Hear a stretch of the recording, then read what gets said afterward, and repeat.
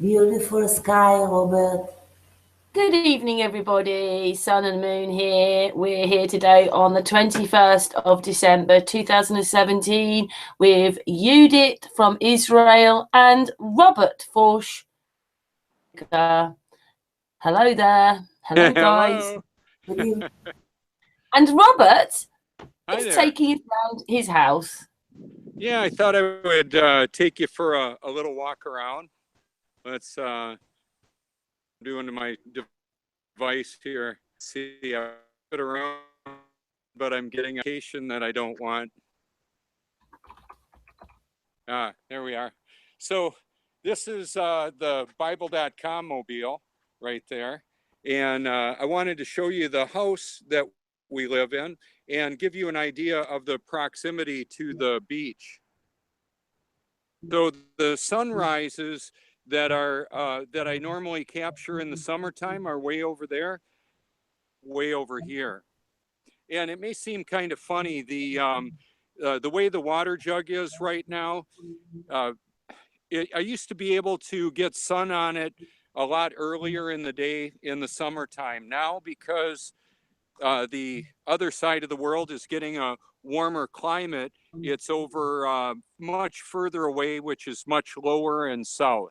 Right now, we're facing directly south here. No, actually, yeah, pretty much. This is southeast or so, where the sun and the moon appear and vanish, changes quite a bit through the season, and the sun will be setting right about in line there. Okay, and then in the summer, it's setting way over here. So the obvious reality is that the sun and the moon are actually moving a course above the face of the earth. The shadows and the reflections are a big clue.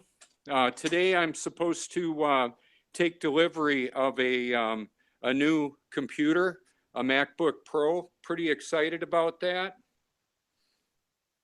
And so You were I've hoping. left some of the notifications on simply because I need to know when he shows up at the door or the delivery person does. Go ahead, Karen. Yeah, you were hoping that maybe you'd got your Mac so that you could show us some work on your Mac, but never mind. We'll have to wait till next time. Well, it'll be coming in today, and I don't know when.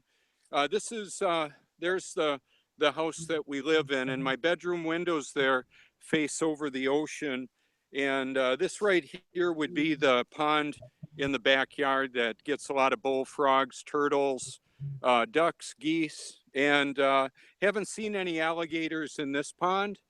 However, we do have alligators that were in the neighborhood up to 12 feet long. Yeah. Yeah, Well, we don't want to let the kitties out. Yeah, that wouldn't be too good for them. So one of the things that I did in the photo shoot today was I included the wind chime and I hung it up or in the broadcast. Now, one of the reasons for that is it's a beautiful sound and it's the sound of evidence of the impossibility of us living on a spinning globe. That would not work upside down. Not at all. So, Absolutely. yeah, Abs- so, there's a mental block that a lot of people have when it comes to evaluating information. They're just not going to get it. And it's not my place to necessarily close the deal and convince them. My place is basically to share the truth and let them work out the details of all that. That's pretty much what I do. So, in the context of this, I get to uh, share beautiful pictures from the beach, show pretty kitties. Oh yeah. Oh, look at him. He's kind of scary looking sometimes, but he's the most friendly guy. Let me flip it around again. What's interesting about the kitties is they're like super cats. They've got skills of climbing, and they like to they like to hang out with each other and with me, and It's pretty adorable. How warm is it with you then, got- Rob? How warm is it? It's in close to 70 degrees right now, about. Yeah. We do it the other way around. We're in degrees. Yeah, yeah, and the temperature differential is what are we looking at in relationship to actual degrees? What would you say it would be where you are? Probably about 4 or 5. And in the summer we get to 25, 30. After that, okay. we're baking. Yeah, I'm And going to need to polish colder. up on my conversion for the Celsius Fahrenheit. I normally don't even give it much thought, so pardon me if I'm a little unprepared that way. So here I brought the water jug, of course, and the water levels out as it does all over the face of the earth. Now, what I would like to say about all this is that even though there are people with a lot of opinions and perspectives, that doesn't change the reality of the world that we actually live in. Okay, because a lot of people believe a lot of things. I just prefer the truth. And that may sound arrogant to some. I hope it does. I hope it does. Because in the context of that, what I want to be is a catalyst for consideration. That's an interesting shot right there. Let's see if I move this a little bit. That's why I use the monitor quite a bit. Okay, so because it allows me to see things that I otherwise wouldn't be able to see. So what I'm going to do is activate the television that's up over the mantle.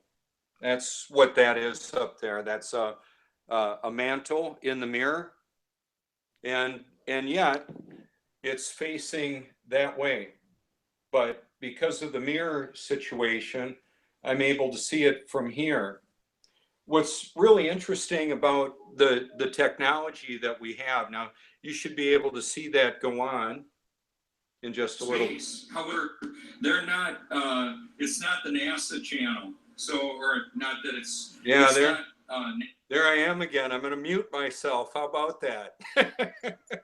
So yeah, it's all kind of fun to be able to laugh at ourselves. As I'm the producer of the content that I produce, and it's not just what I produce. In the liked video playlist, I have over 500 videos, and I have a percentage of those. However, what I did today, as I mentioned, the reality of the drugging of humanity with pharmaceuticals and the food and the water and the atmosphere that's being contaminated, all of that is actually happening. It's not a fabrication of a paranoid guy. That's not what's going on here. There's an overwhelming amount of evidence, a mountain of evidence to prove we live on a flat earth. I like to play with the words a little bit, present a bit of a paradox. So today in the broadcast, what I showed was the wind chime hanging up on a curtain rod looking out over the ocean. And in the context of that, the perfect symmetry of the setting is visible. So what I'm going to do is go ahead and see about putting that right up there right now. Through the computer, I have what's called oh, the cats are running around. What I've got is what's called a Google Chromecast. What a Chromecast does, it's less than a $50 device that's got an HDMI plug-in that I can link to my router and television. And what that means is that I can go ahead and broadcast this right now. That's what I recorded this morning. And I'll go to full screen. And let's see. Patrice has joined us, by the way. Who did? Who joined us, Karen? Patricia. Hi, Patricia. Hi, everyone. So in the context of this, what I mentioned on the before we went on the live part of the broadcast, I had two messages in Messenger. One guy Yeah, you were telling me to explaining stop it to me. stalking him and to F off, and he put the whole word there. Okay, and I hadn't communicated with him in over a week. He didn't like me just posting a link without any comment. I didn't think the link needed any further explanation than the multiple hours of video that it actually was. It's like you're so smart, you figured out we live on a globe. Well, look at the video and see what you come up with. So I'm not afraid to live, die, or tell the truth. I'm not afraid of Satan, fallen angels, or demons. I know that to some that may sound like, are you living in the real world, Robert? And I would say, yeah, I believe I am. And in the context of that, I have a perspective that would be unapologetically biblical. And I understand that's not for everybody. I get that. And I don't expect that it will be. I know that. I'm not the closer that's going to make sense of this to everybody. That's not how this works. That's not how any of this works. So I think what's going to happen is for me to talk about this and to have it run through the mirrors probably won't be the most effective way of doing it. So I'm going to give you an extreme close-up and then flip this around. See, I'm broadcasting at full screen up there right now through my wireless, but what I'm able to do is to stop the broadcast up there because I really don't need that to happen there. It complicates what I'm doing down here if I have it playing up there. So I wanted to go full screen here. Here is the ocean right now outside this door. We're about 100 feet up in the air right now. Okay, so this is the thumbnail that I posted.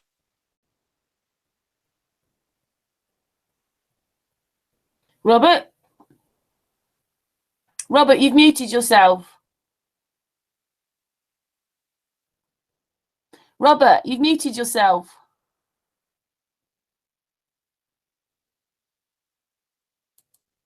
Robert! Oh no, what's happened? He's muted himself. Patricia, you're there. How are you, my darling? Hello. Yeah, I'm okay, thanks.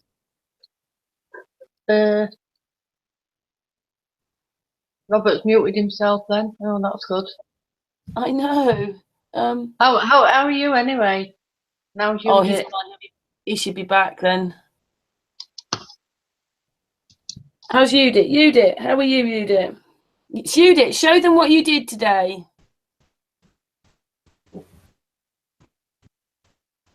What I buy, what I do with my picture. With your picture, I'm waiting for Robert. Oh, he's come back now. Well, that was a bit awkward. I don't even have a clue of what happened. I'll shut up now. Say I could stop with happen and say I don't have a clue. Oh. So, Hey, Robert, look what you did today very quickly. You got that made today. Wow, what are we looking at? The sun. Oh, wow. It's on like a magnet thing. And wow, that's beautiful. Yes. It's hi, Judith. Good to see you, dear. It's the first picture that, yeah, I see it. It's the first. Wow, that's beautiful. Thank you. Thank you. Can you tell us where you took the picture and like what time of the day it was in that? Sure. Yes. Of course.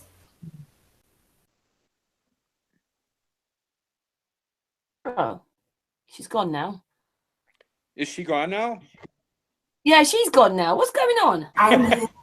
I'm here, Robert. Take Oh, your there picture you are. then. He wants to know where you took your picture. Oh, I can't tell you right now, but every picture I have the date and the Oh, right. Okay. yes. Well, it's a Okay, she'll come beautiful. back to that later on, Robert. Back to you, Robert. Okay. Well, what I wanted to share is that, like for example, before I came on, oh, there's yeah, Frank just locked himself in the bathroom again. So this is the picture of the Australia being towards the upper side, and what I did is I went to this condo, and what I'm going to do here is mute myself again. It started like maybe an hour or so before the sunrise. And in the context of this video, I'm on the inside of the condo, and behind me is the ocean.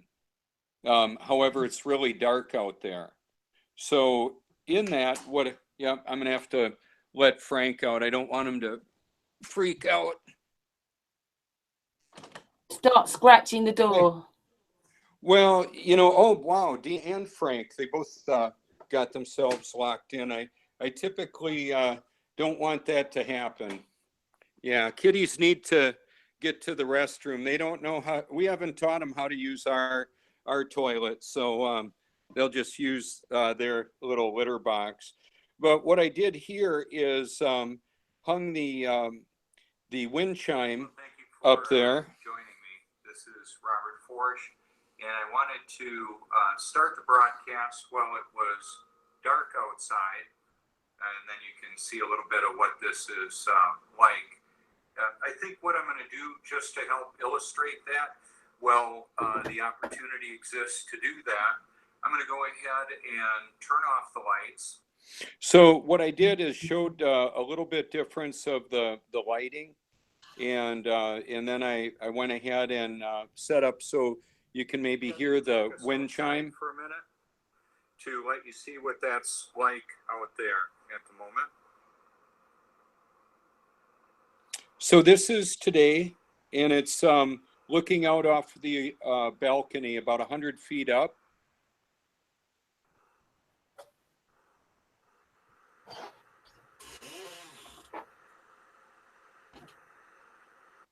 Okay, so what we're seeing there is the obviously the lights that are on the pier. This right here, I'll explain, and I'll just let that go. Was a more constant pressure, and it didn't activate the wind chimes too good. So we'll see how that works. What I did is I hung the globe underneath the wind chime just for a bit of an illustration. And when there was a cross ventilation, it would activate the different the airflow and activate the wind chime. And what I did here was actually hang the wind chime, or the water jug, on the bottom of the wind chime. And I've got a lot of content that I'm talking about. It's moving quite a bit. And then what I'll do is I'll just move it ahead. What I'll do too, I sent it to you, Karen. You can look at it. I'm now back out on the balcony. Robert. What's that? Thank you, Robert. Oh, you're welcome, dear. And what I did is made about a 2.5 hour broadcast. And inside later on at different points, I show how the water flows out of a shower. Now we've got the daylight approaching, the sun approaching, and it's becoming more and more beautiful. I'm going to kind of move along quickly and talk about it a bit. So in the background here, I'm just sitting and explaining some things. More than fun, it's that I have a deep sense of joy because of the passion, purpose, and eternal perspective that God has given me, the creator of this world. So like I touched on earlier, Satan will use who and what he can. God will use everybody and everything, including Satan. So when I'm just going to. So I say a lot of the similar things over and over again. I'm sure you picked up on that. And what I do is I've got a video that this video talks about quite a bit from the pharmaceutical assault on me that I barely survived. Let's see what this looks like with sound. And I'll just play that. I'm not doing much talking there. Ding.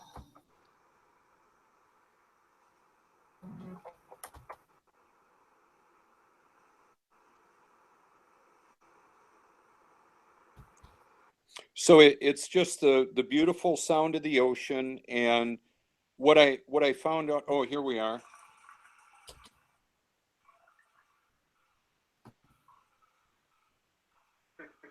Yeah, so like for the people that. Okay, so I'm going to back this up real quick, and I just want to show you a very simple demonstration. Apartment. I had a lot of mirrors that were. And the symmetry on the horizon with regards to the structure, the condo, multi-million-dollar steel reinforced concrete construction, and a water jug. Oh yeah.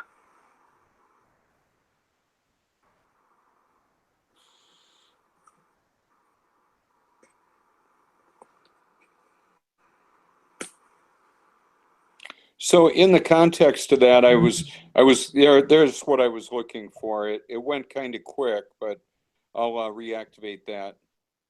Like that. Yeah, it's all kind of interesting. And then if we look at over this way, then it's shooting over there. When I was doing like go ahead. I just went, I'm watching you. Go ahead. No, carry on. I'm sorry, Karen, go ahead. You carry on, Robert.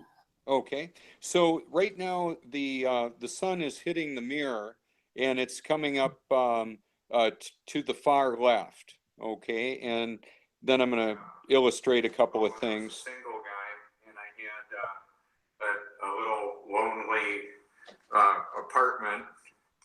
I had a lot of mirrors that were set up so that I could operate the remote on the television. I wonder if this is still working. I believe it is. Let's make sure.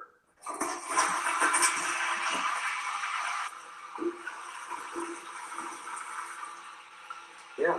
Now I know it is. Now let's check this out again.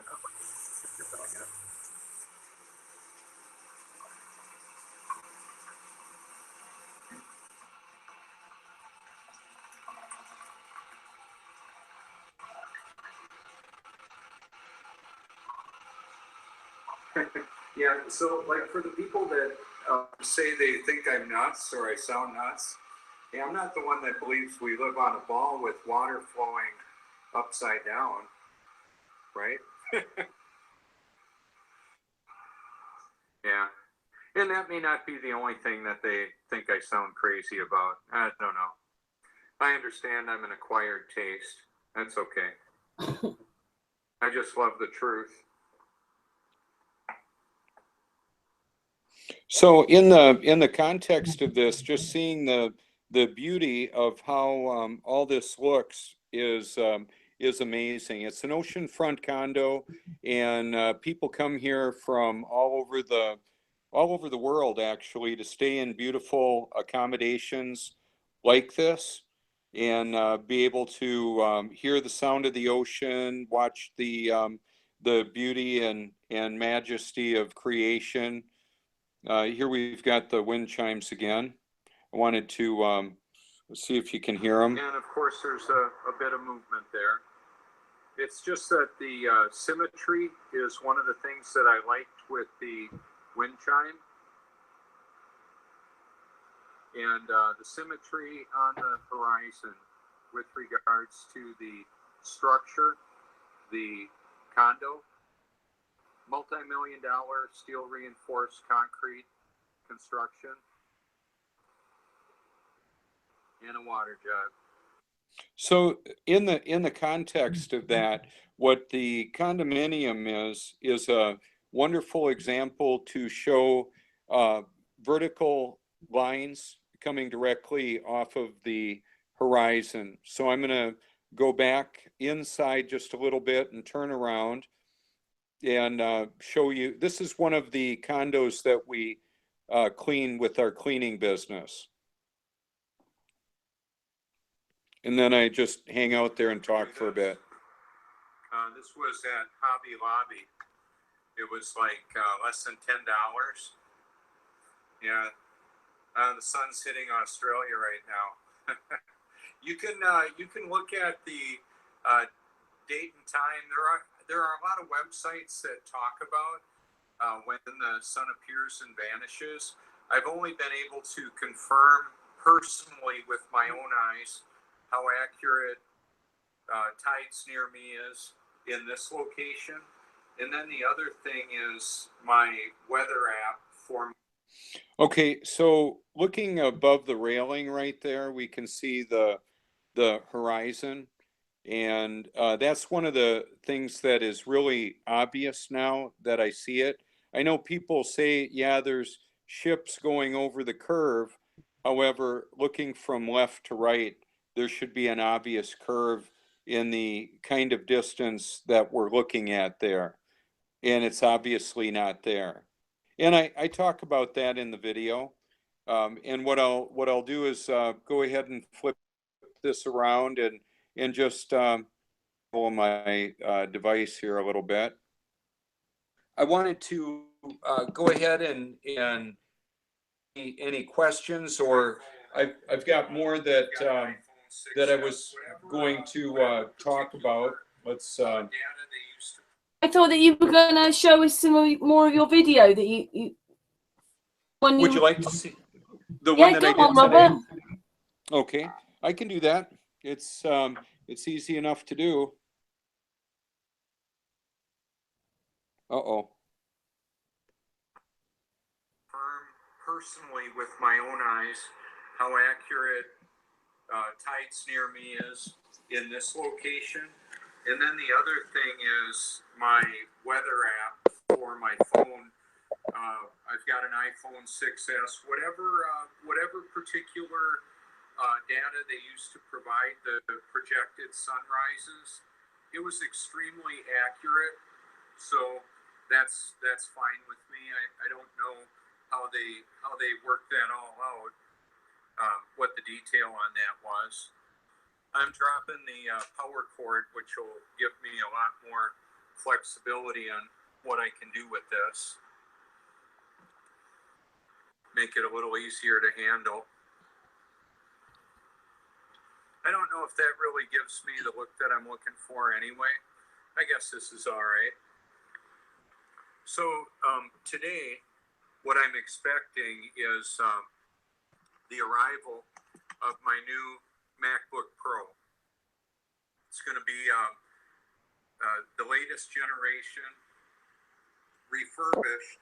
And what I'll be able to do that I did on a couple of photos is I took a picture of a video, like the Vice News interview or broadcast of the Flat Earth Convention.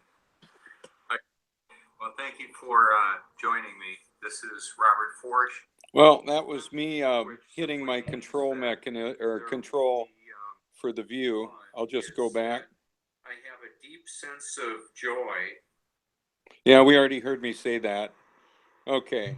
So in the context of this, part of all the money, like very wealthy individuals that have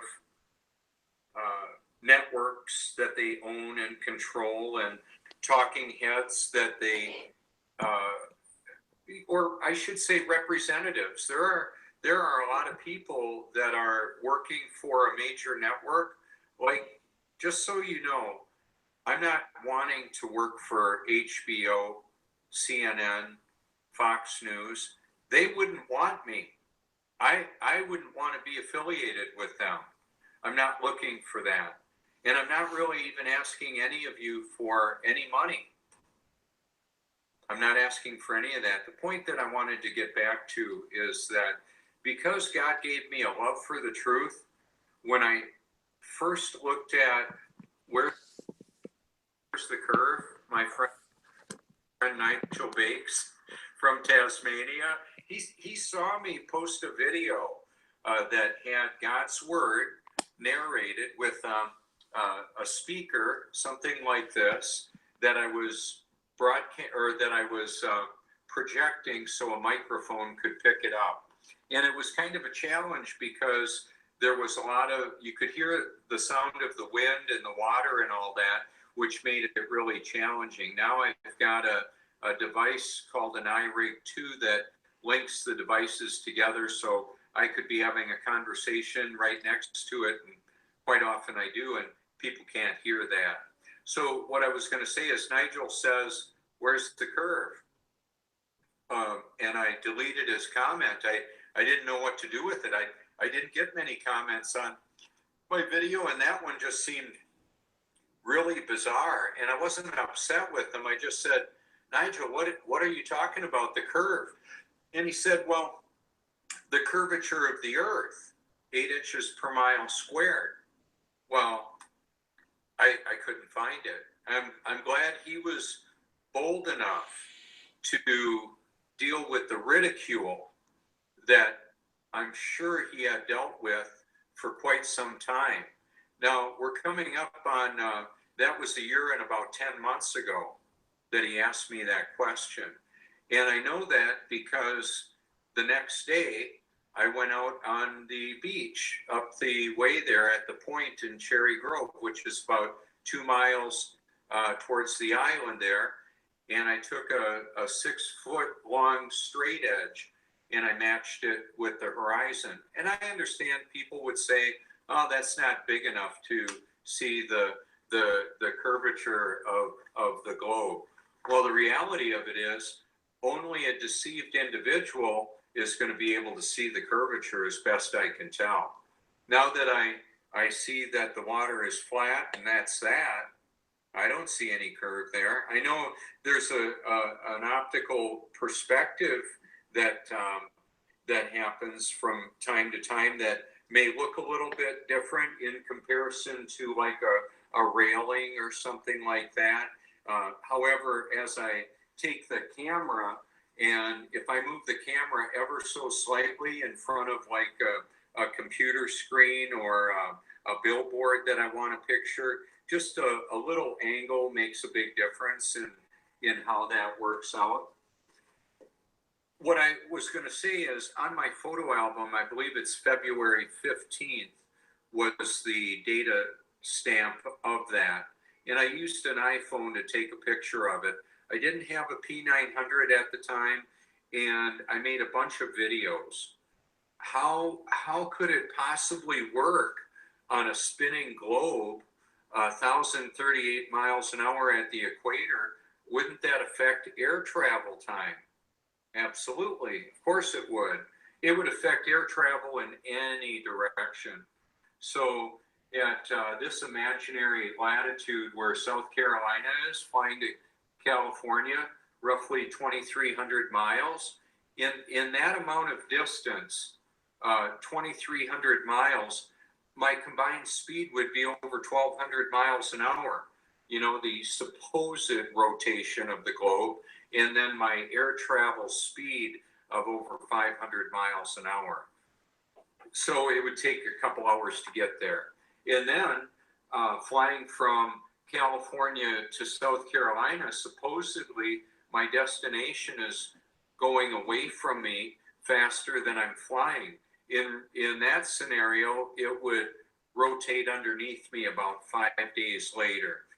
So what I wanted to say about that is that was a realization that I had that day.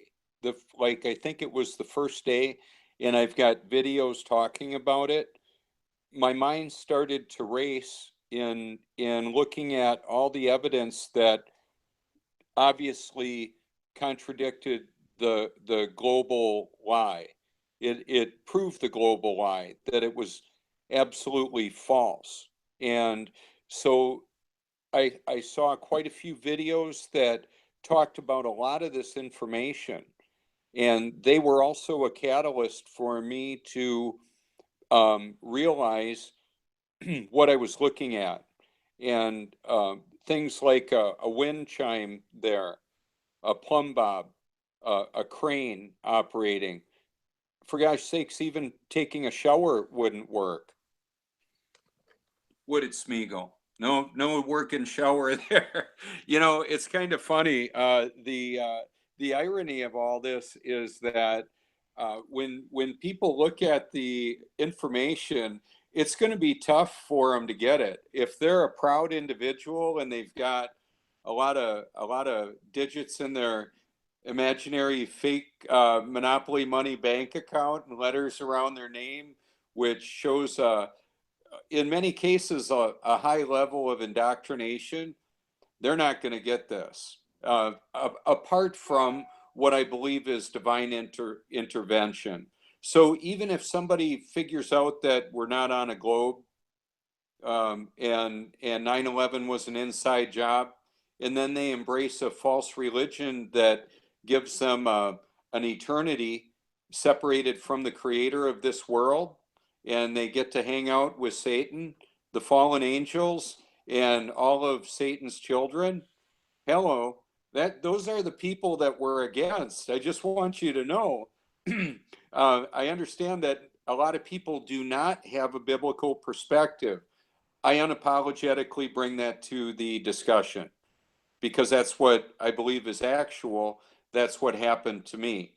It's not like I'm half at a spiritual smorgasbord and this is what I think my clients would like. No, that's not what this is. What it is I was a phony make-believe Christian that thought I was the real deal. I was just struggling so much. Why was I struggling so much? All I had was this bag of flesh, this dirt bag, so to speak, this biological interface with this human experience. And then one day, when I had had enough and I just didn't want to go on anymore, I wanted to know, so what's going to happen when this heart of mine stops beating? When I can no longer make any decisions? Where am I going to spend eternity? Well, I got the answer. The answer is, quite frankly, I was trying to do the Christian life in my own strength and I was unaware of it.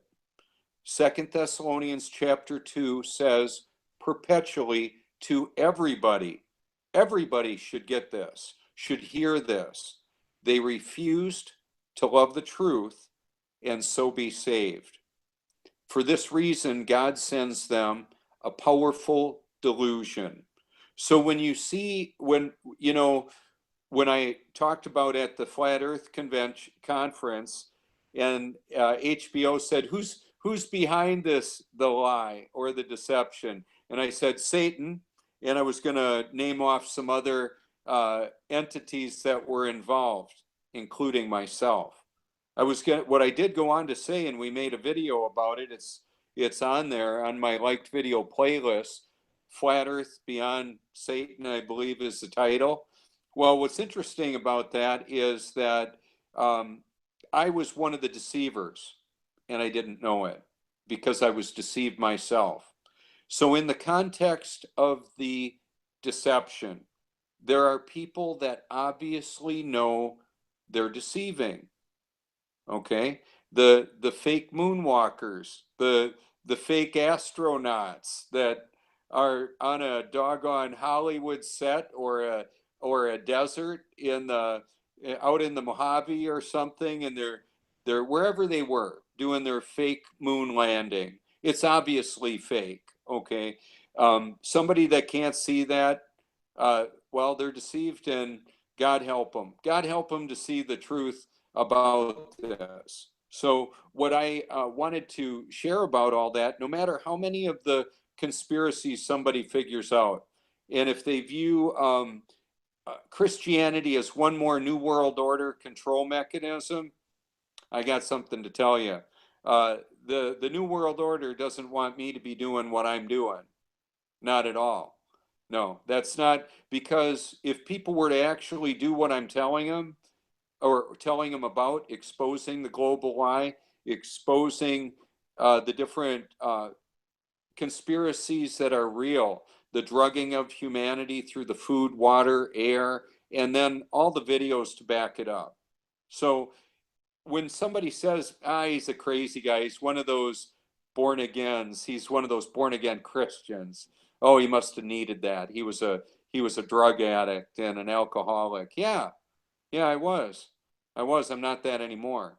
So when somebody reminds me of my past, I get that. You can imagine in a marital relationship where the wife is not a happy camper with me. I'm not going to talk about wives in general and men and women in general. I'll simply say in the household that I live in, my wife is not real happy with me at all.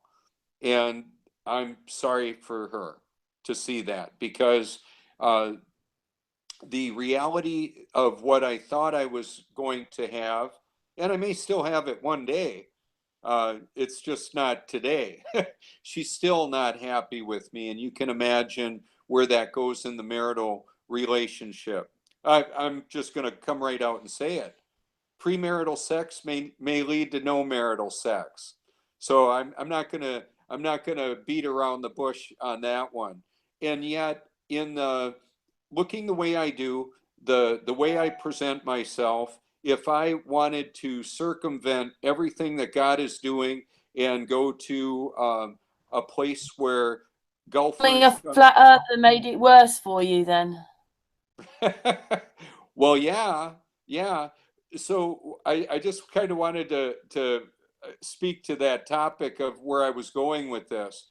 In the context of being the golf capital of the world, that's not the only thing going on here. There's a lot of golfers that go out to the clubs to find physical companionship, and mostly it's with women.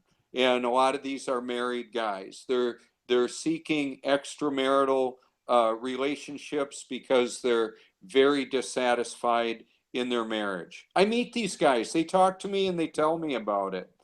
That's part of the dynamic. With regards to becoming a flat earther, my wife Joni was very unhappy with me before then, because I could see that she was struggling to do what's humanly impossible to do. It's where I was. I believe she thinks she believes she's born again, and I believe she's deceived on that, because what the evidence of that, it isn't that she's not saying the right thing, like inviting Jesus into her heart.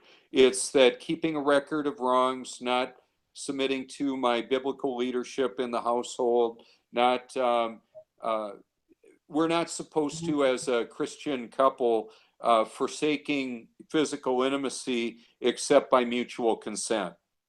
How often does that happen? You know, if the husband and wife don't mutually say, yeah, let's give that a break for a while. How many guys want to do that? I don't meet many guys that have lost their motivation in that direction. However, I've heard tell of many women who have lost that motivation.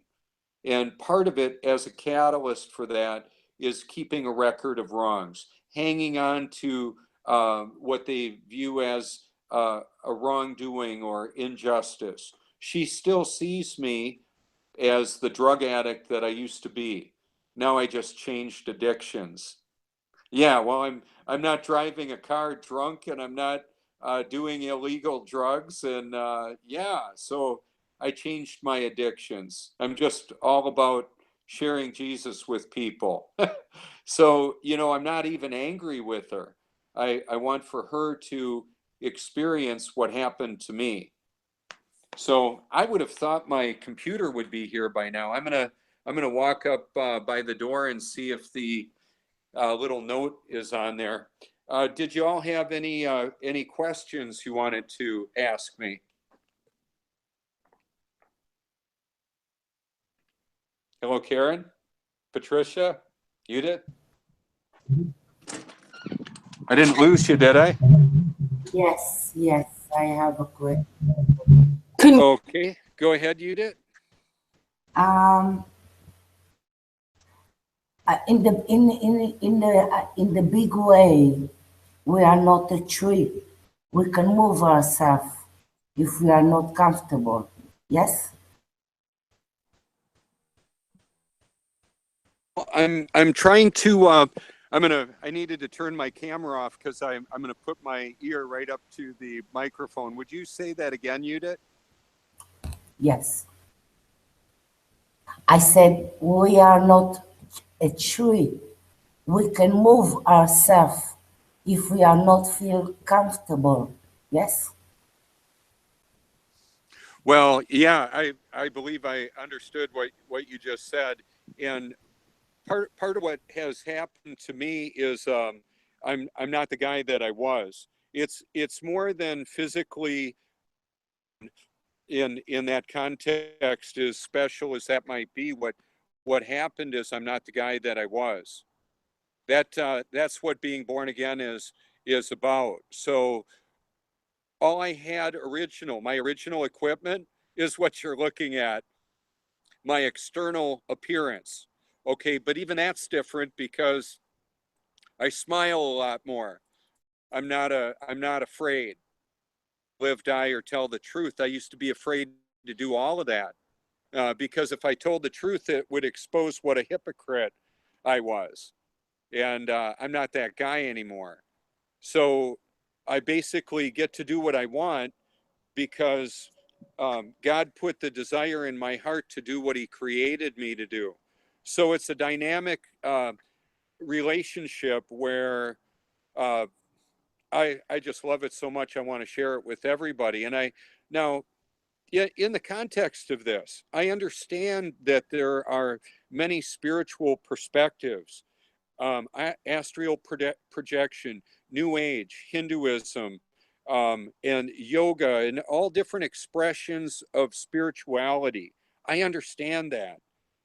And I've looked at so much of that. And Islam, and there's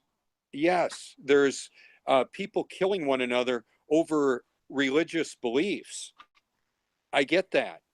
The God of the Bible that I serve, who lives in me, isn't motivating me to kill anybody.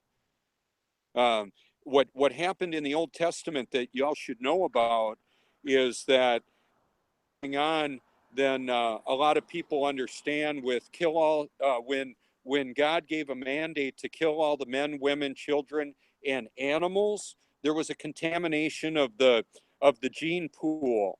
There was a satanic indwelling of humanity, and there was a demonic activity, and the fallen angels that had cohabited with women and gave birth to what's called the Nephilim, the fallen ones. It's a big deal. So that belief that I have is not mine alone. There's quite a few people in the truth movement that have groups that talk about the Nephilim, and the Bible teaches that too.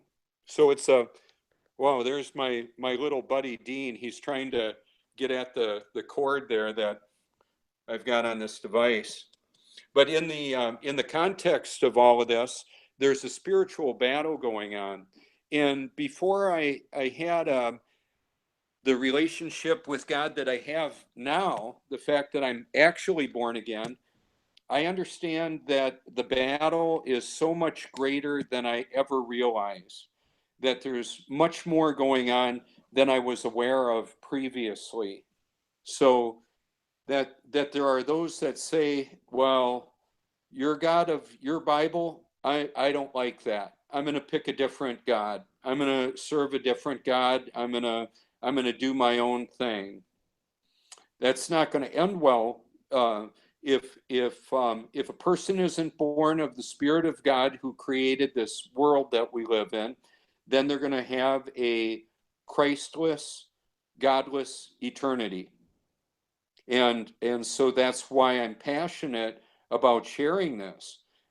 There are people, for example, Joni, my wife, is a people pleaser. She wants to please everybody.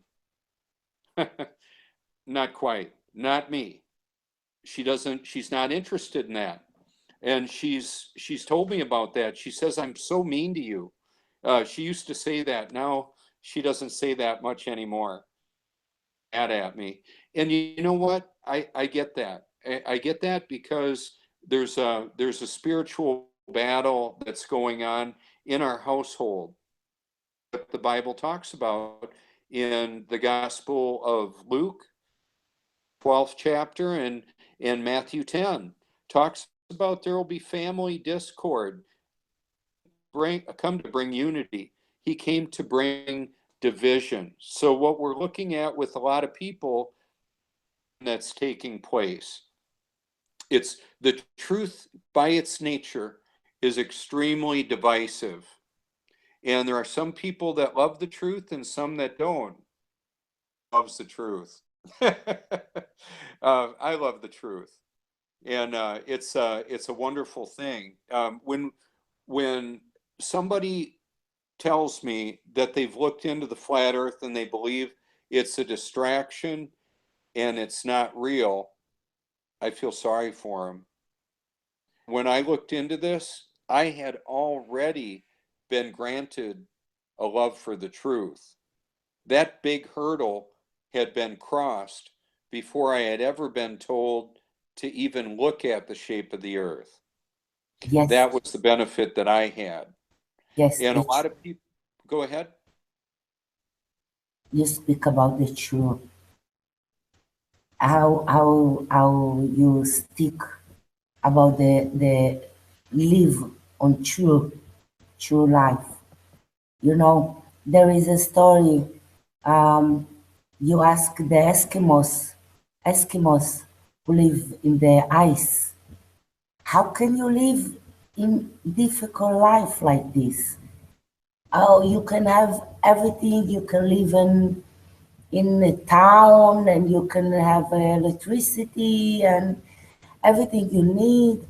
Why choose live like this in igloo, in the tough life like this? And so the answer is freedom.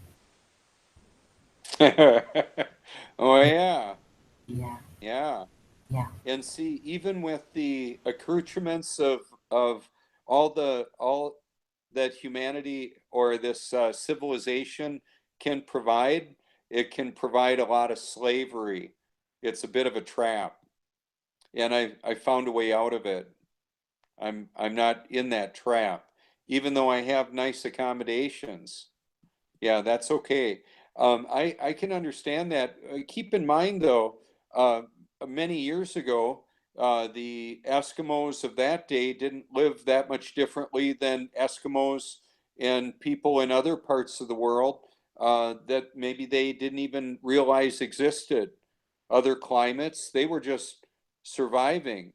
You know, how did they get there? Was there a land bridge? Was there a breaking up of continents? Did we have a big hunk of land that broke up into chunks and some dropped down and water moved in and all of that? Keep in mind the water seeks its level. That's what it does. So people could have been living in an area that had a pretty comfortable climate, and a lot of them died in the process of realizing that they're living in a colder area now. So they figured out how to protect themselves with habitats, with shelters, and with clothing. And look at the development of humanity in just the last 100 years or 500 years. And then one of the questions that I think about sometimes, how far advanced were previous civilizations that got flooded out by the great flood that the Bible talks about Noah preparing for, that covered the face of the earth to over the tops of all the mountains, however tall they were then. Where did all the water come from?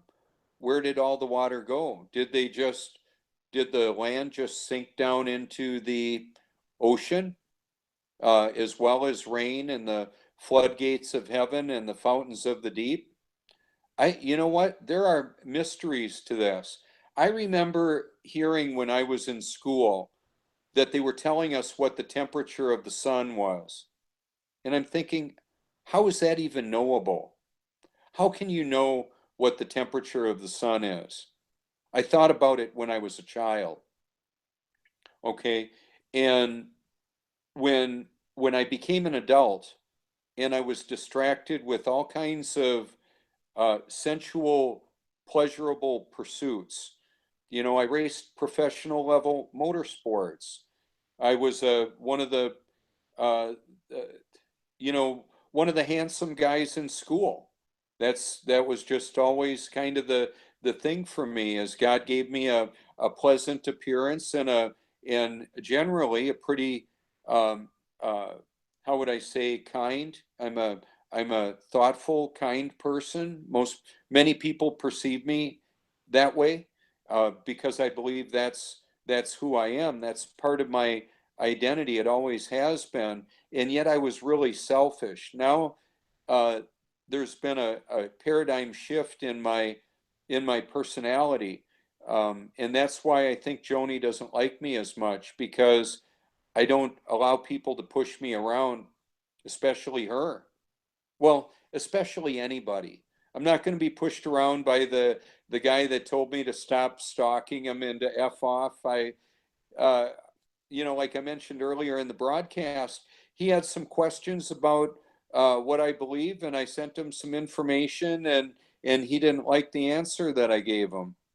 Oh well. And then, you know, he decided to block me. I don't have anybody blocked right now. I reduced my commenting to friends only. So earlier on, when I engaged in some of the, oh, here's my computer. This is so cool. I'm gonna flip this around. Let's see. I'm gonna show you my happy face. There it is. Good, good, happy. Here we are. We're on Google, a Google Hangout Live. Here's my FedEx guy. This is so cool. I told him it was coming. Okay. Friend.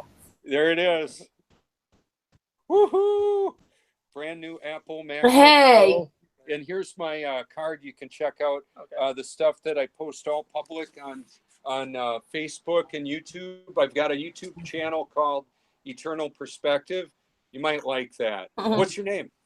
Damon, I'm Robert Foertsch. Nice. Have we talked before, Damon? Yep. It's so good to see you again. Thanks so much, man. You have a good day. You too.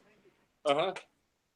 Okay. So what's happened in the context of this is, rather than me trying to convince a person so much for so long of like what I would like to tell them, what I can simply do is say, here's my card. I normally have them with me. And then what I'll do is simply say, you know, you can take a look at this, see if you like it, if you like what I'm about, or not, or never look into it. Wow, this is pretty cool. Well, you take amazing pictures, Robert. Look, oh, thanks. Wow, I think I'm going to need a knife. Yeah. Robert, what would you say Noah was actually something different? He was more, and he may have been keeping it in a pyramid. That's what it was about. So they've changed everything to make it look like it was just animals, when really it was the wisdom. Well, these people were not like us. These people Dating, telepathic. Well, now what we're dealing with in the context of where you just took this would mean that either the Bible that I'm reading was terribly altered, or I really misunderstood what it actually says. Right? So that's a bit of a challenge. We've been so lied to, Robert. Oh yeah, I get Everything that. seems to be back to front. That some people are now saying that that's what Noah was about. You'd have to be a big boat. What about all the animals? Like, you know,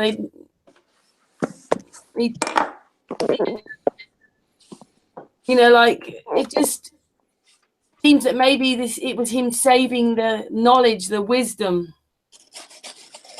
Well, there's a pyramid it was kept in. I'm not like a pyramid of wisdom. I'm not saying it's just that I don't believe that that's the true story.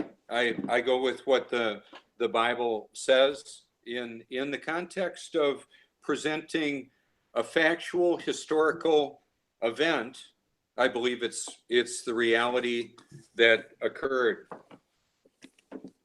There it is, the MacBook Pro. So I haven't really even heard that discussion before, Karen. So what I would simply say to that is, if you would like to send me links, information to talk about that, that would be something that I would look at. It's very foreign to me. I've never heard it before. He's not the first person to say it, but his name is John Cowrie. Came on Sun and Moon because he's the person that realised that Silbury Hill up the road was a pyramid. Well, I can play it. I can play it for you if you like. It's about. I don't want to screen share it because I lag and everything. But I might be able to just play it. I made a little video. It's about 1.5 minutes long. Oh, right now you want to do that? Yeah. Do you want me to play it? Oh, go ahead. Okay, let me just find it. I'll just well, you carry on talking for a minute, and I'll just find it. Sure. Well, in the context of that, I acknowledge completely that there's a lot of mystery in this world. The pyramids, how did that happen? Okay, so what artist seems to have found is that. Okay, here I am. Pyramids, right? And they destroyed a lot of these pyramids. They kept the bases, so they sort of destroyed everything else, but you still have the base of it. And then the next generation built on the bases of these ruined pyramids. Well, but we just don't know how long ago it was. Anyway, Robert's opening his present. It's like a present, isn't it? Oh my gosh. Yeah, it's a present from God. Well, you know what? I had to buy it. I got it on 0 interest for 2 years. And it's the latest MacBook Pro. It's 15-inch, and the kiddies are excited too. Let's see if it flips on. I don't know that I'm going to get into a whole lot with this right now. I just was pretty excited to see it. Wow, it's turning on. Look at that. So with the now, one of the questions that I would simply have, let me flip this around. Was there this kind of technology ever before our civilization? Did this exist before? Possibly. Yeah. Do you all believe that we had this level of technology in earlier civilizations? We were more like, because the consciousness or anything, but it seems to lead that more telepathic. We all could understand each other differently, and they were levitating things. And oh yeah, I do believe that kind of ability existed. Yeah. Oh yeah.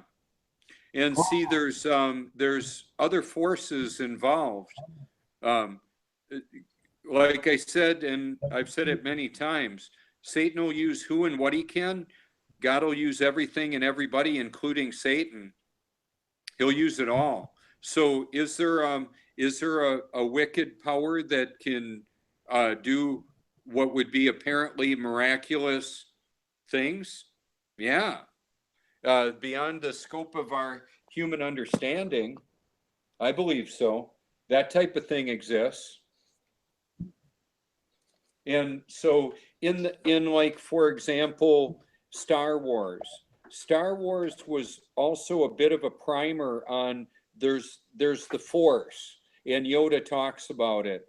There's the Force that can be used for good or evil. And basically there's God, and then there's his nemesis or his adversary. There's God and the elect angels and God's children. And there are God's children that have been born again or will be. And then there is Satan, the fallen angels, and Satan's children. And then there are people that are deceived, like God's children, that need to be possibly have an exorcism or a demon cast out of them, like Jesus did. See, what I'm bringing to the discussion here, as always, since I've been on the group and any of these hangouts, is what I believe to be a biblical perspective. So I understand, and what you might want to be aware of is, according to what's wearing the name of Christianity today, a lot of those people would not agree with me. That's their prerogative. As always, what I say to people is, if you have a difference of perspective in, you believe I'm in error on my theology, cosmology, sociology, whatever, private message me. You can let me know what you think that might be. So some of the things that you're talking about, Karen, like the pyramids, did you get that video queued up yet? Yeah, I have. Shall we see if it plays? Roll with that. Right, then hopefully you can hear it. Oh, I've got to turn the volume up. Okay. It's a few minutes long, so here we go. All right. I was trying to think what that was. Sorry, Noah. I meant Noah. Sorry. Noah. No, yes, no. Where I think Noah came into it was that led to survival after this huge flood. The Johannesburg disaster that happened when we're assuming it's a meteorite strike, but it could have just been natural earthquake, flooding, and whatever it happens. Doesn't really matter. There's a massive disruptions back about 10,500 years ago, and that really. But I think some of the survivors of this ET-led civilization was probably Noah, and there were. If you look back at some of the writings, they say that these people actually lived quite a long time, longer than our lifespan. There's all sorts of other things going on, but anyway, so Noah was in fact one of the survivors, and so he basically knew that all this information was stored in the pyramid. Now, this information obviously was the that they had mathematical knowledge, all sorts of knowledge, which was basically stored in the pyramid. And I think a lot of people at that time did come to look at to pick up information from Egypt, but I think a lot of it had actually mysteriously disappeared. And I think the reason it disappeared was that thought for the benefit of what the survival of mankind, that they needed to control it, and so therefore they hid this or kept this knowledge safe somewhere else, away from the general public or the general population, so that knew what was going to maybe happen now, because as we are moving through each generation, we're just uncovering knowledge from there. So they're really, we're just uncovering their knowledge, if you like, but we're just doing it generation through a process of genius. The information is long gone or been stolen or whatever. You can't actually take the information out of the memory of each generation that's coming through. And it didn't stay in the top. As we move forward, as you see with monarchs through the centuries, they have children with, like, well, they say that about Leonardo da Vinci. I think his mother was the daughter of one of the popes, of a pope, and his father was like a woodcutter. He's getting a very high source, if you like, a higher, as I mentioned, it's about tattoos. There are different levels, and there are obviously people at the very top. All over the centuries, but all mixed up, and we're all kind of a mixture of really quality memory information. I think intelligence really is the ease in which you can access some of this knowledge. I think some The ark isn't a boat; it's a building. That's what they're basically saying there. The ark. So the idea of again, should be brainwashed. The idea that animals were came in 2 by 2, and you're saving these animals. It doesn't make sense really when you think about it. You want to save your knowledge, your information. So what happened with us? If we were going to see something disastrous was going to happen, you try and save information, how to grow crops, just the basic things, how to different your language, your all sorts of things, culture. You're trying to save all this stuff, not animals really. And so there wasn't an ark. Ark was mistranslated into being a boat when it should have been basically I was suggesting, again, speculation in my book, but this is what I found, that it was pointed structure. I jumped to the conclusion, pointed structure, what does that mean? Well, a pyramid. And when you look at these pyramids inside, and the Great Pyramid, which is interesting, I was actually down in the subterranean chamber, so beneath the base of the pyramid there's a well, and there's channels going down there that obviously water had been flowing underneath there when water did flow back in years ago. That's the end of it. Well, that is interesting. It would be something that I would like to at least see a little bit more of what his perspective is. And like I said, I haven't heard this before, so it's something that I would. That's it, really. That's all he really said about the ark. He'd come on to talk about. He'd come to talk about pyramids. Right.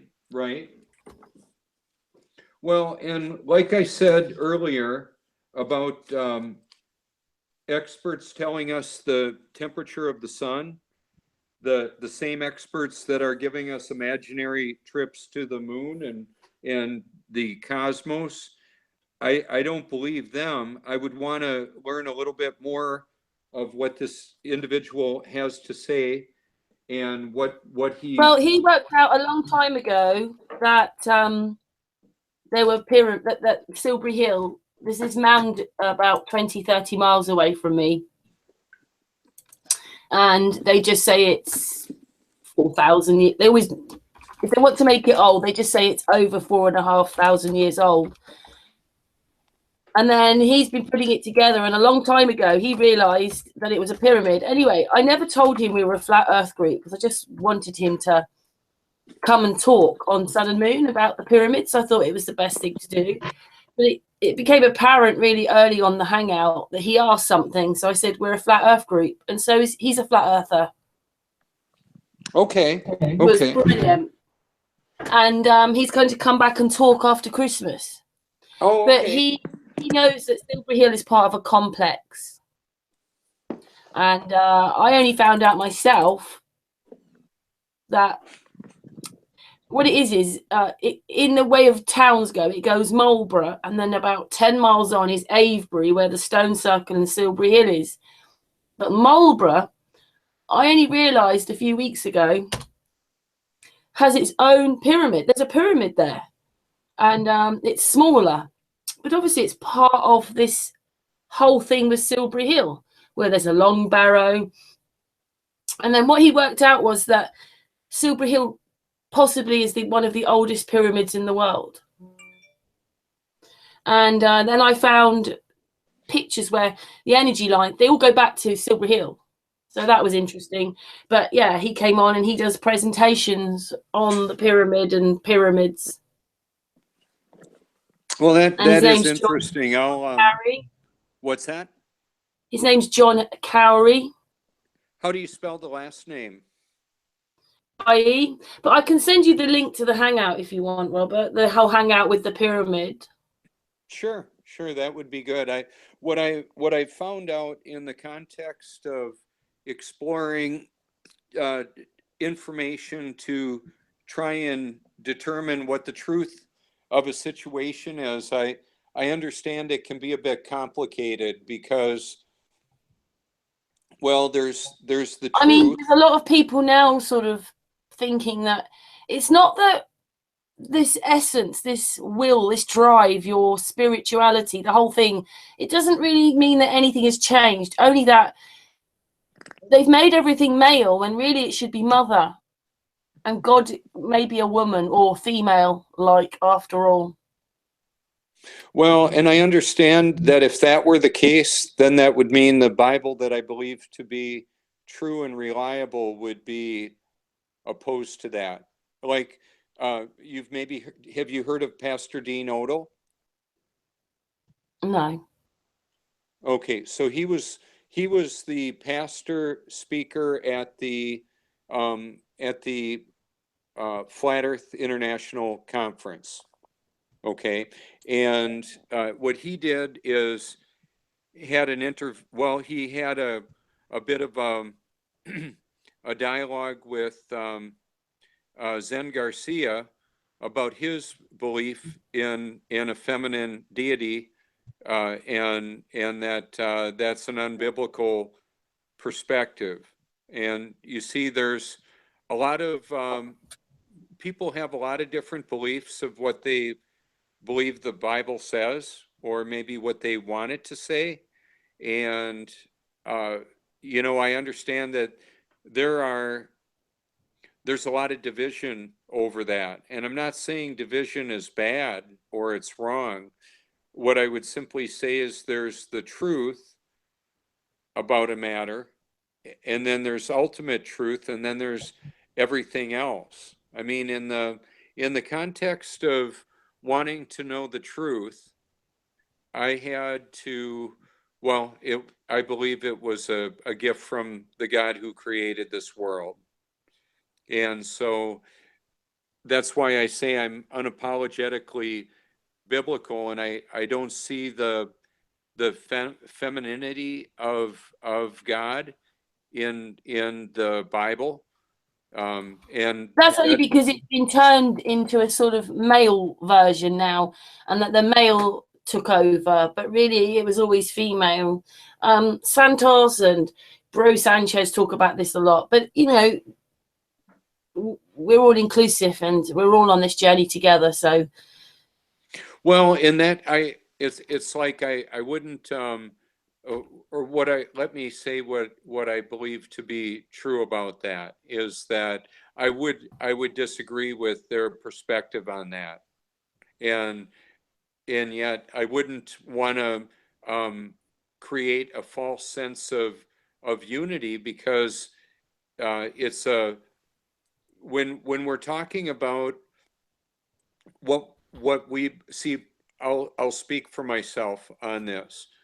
I believe my relationship with God is the most important reality that I can experience.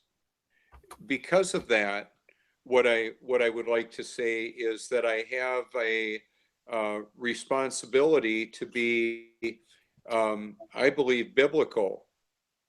If I'm unbiblical, then that's not going to be healthy for me. So I wanted to flip that around as I'm to y'all like this. But so what I would simply say too is, when we look at our core beliefs, it's not only what we believe, it's how we believe then, because when my belief has become a belief system, so it takes on epic proportions, and the passion that people bring to their life. I mean, let's face it, there are religions in this world right now practicing that believe it's okay to sacrifice men, women, and children for their God, right? You know about that, right? Well, be doing I any hope of that. I hope you're not going to be embracing any human sacrificing Satanists, right? So now, like, I don't even think I can eat a McDonald's anymore because that might be human. Well, you know, it's pretty disturbing. Yeah, yeah, It is. I haven't been eating at McDonald's for a long time, and it's before I heard about that. But yeah, I don't. If I'm going to use silicone, it'll be to caulk a bathtub, not hold chicken parts together.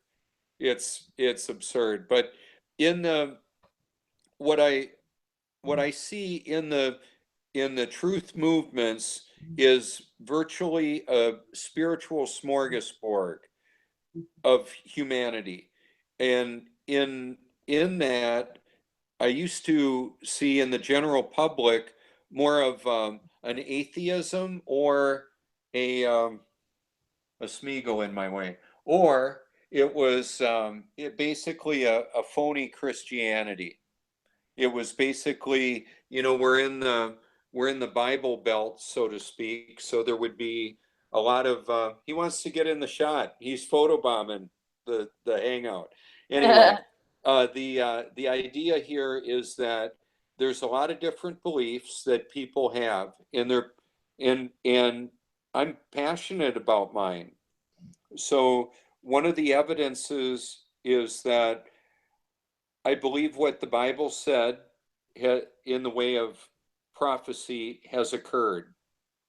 It meant much of it with 100% accuracy. And then there are prophecies that have yet to occur. They're in the future from our vantage point. And so as I look at scripture, I want to know what it says about life and how we're supposed to conduct ourselves. And then there are other books that people believe, other spiritual expressions, worship of a deity, of who they believe God is.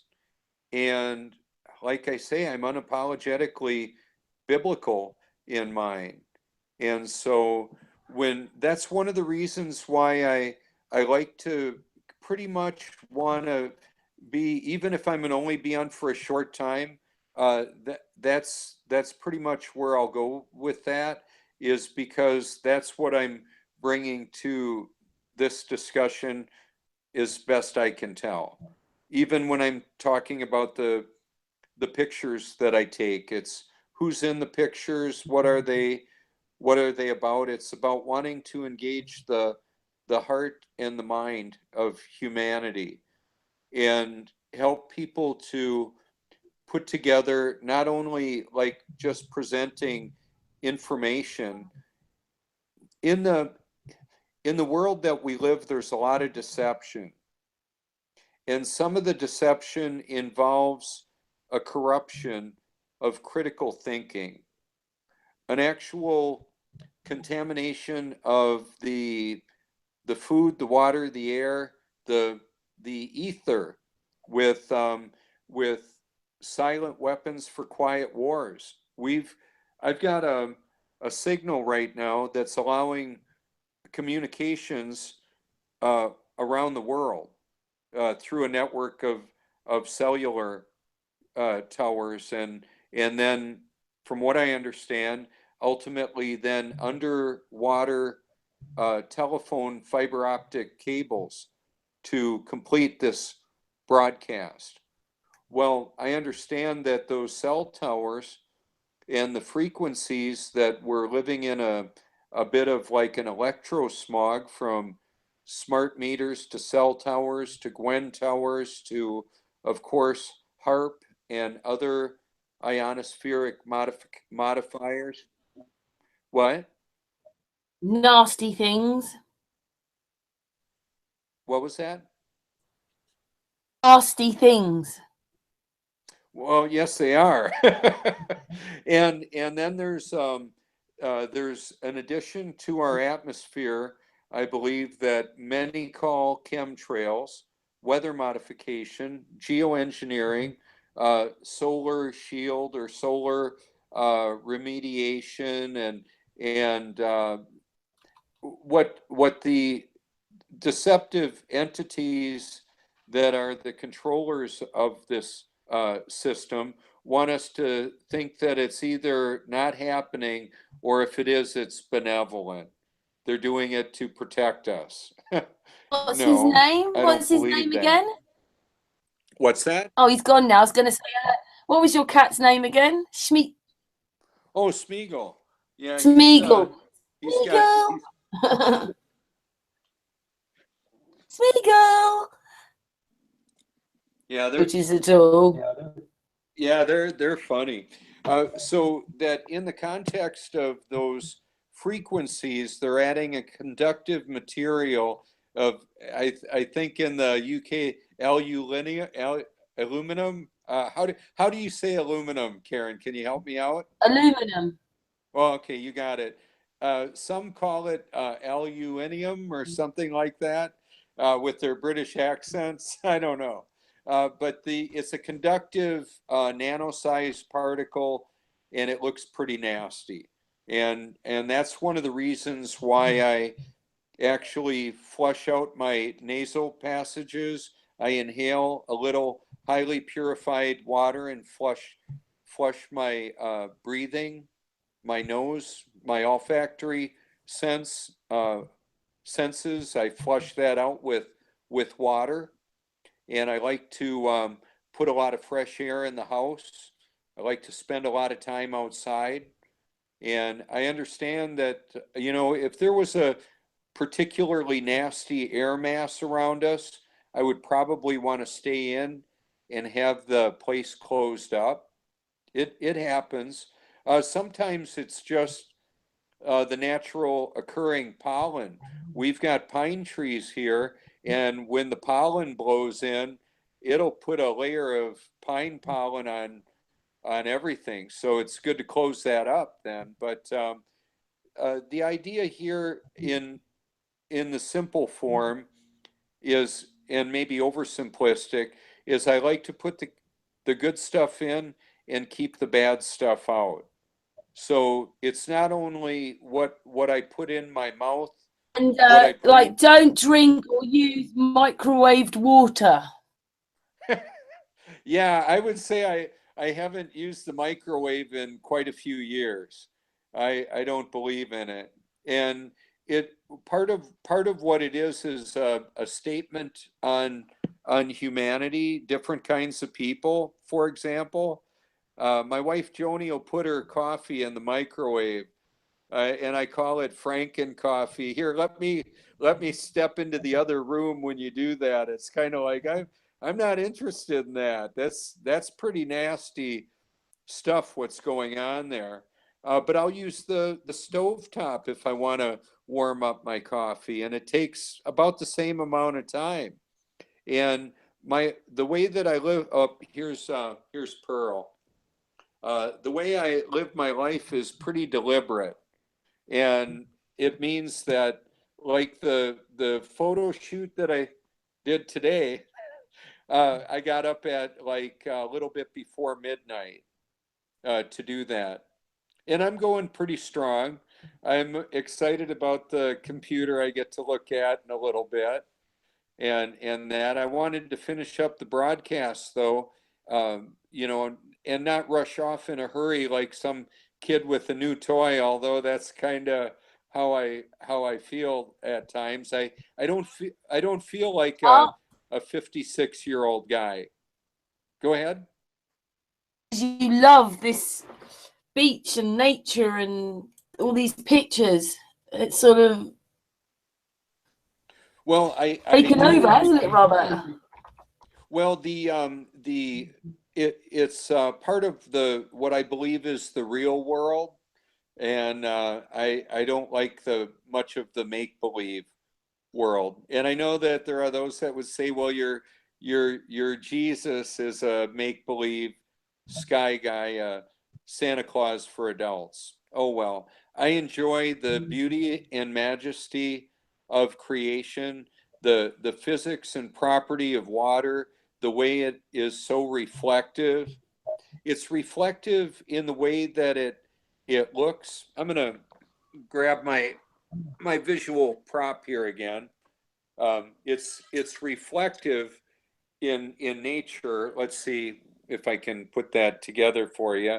But it's also reflective in that when people come out to the ocean and they watch the sunrise and they're walking on the beach, sometimes holding hands, sometimes holding dog leashes, when they used to be holding a hand of a loved one that has transitioned to an eternity. Where are they going to spend it? So I see the symphony of humanity out at the beach. It's not just about wanting to hang out with the seagulls and the water and the sun. Those are part of the setting that draw the people out there. So on a day that's really windy and rainy and that, I'd rather be in the house because there's not going to be many people out there, if any. However, if there's something particular I want to capture in that environment, I'll do that too. But typically I like to do that in a car.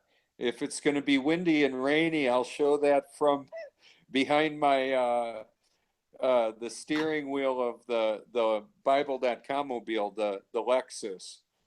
You know, they'll make fun of me. They did on the comments with the Vice Media footage. He's got a Lexus, compared me to a snake oil salesman. Yeah, he's another one of those Christian snake oil salesmen, a wolf in sheep's clothing. Yeah, whatever. You know, and that's what I do. People might not understand that you and me are friends, aren't we? And we talk quite a lot anyway.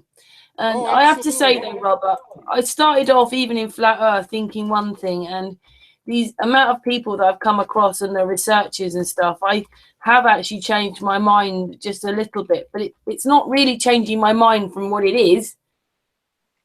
I've had so much information come my way, and a lot of people are overlapping and they're saying very similar things. So my perspective has changed a little bit. Well, and that's pretty much the nature of maturing and development is as we do, and there can be some core beliefs that stay relatively constant. In my case, they are, and the real simple version of it would be this: I believe God's word, the Bible, is true and reliable, and all other words should be compared to the Bible, and so that's what I go with. Now, in the context of learning new things and new information every day, that happens. Yes, you did. I love to ask you a question. Yes. You use the word Bible, but there is a Torah, and the Torah is for everybody. Bible, it's a word.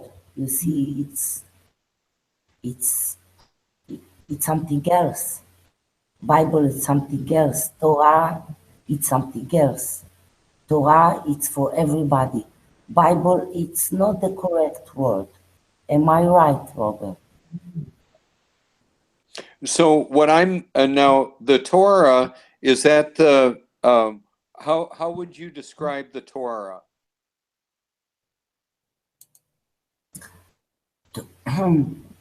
Torah, it comes from Taurus, from tree.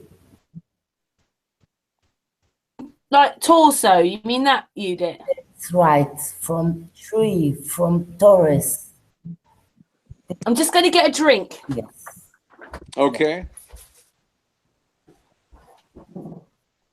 And Well, Bible, what I would like to ask of you, Judith, if you would like to private message me some information about the Torah. I know I've heard of the Torah before, and what I understand about now, would that be Judaism that would primarily embrace the Torah? no, no name.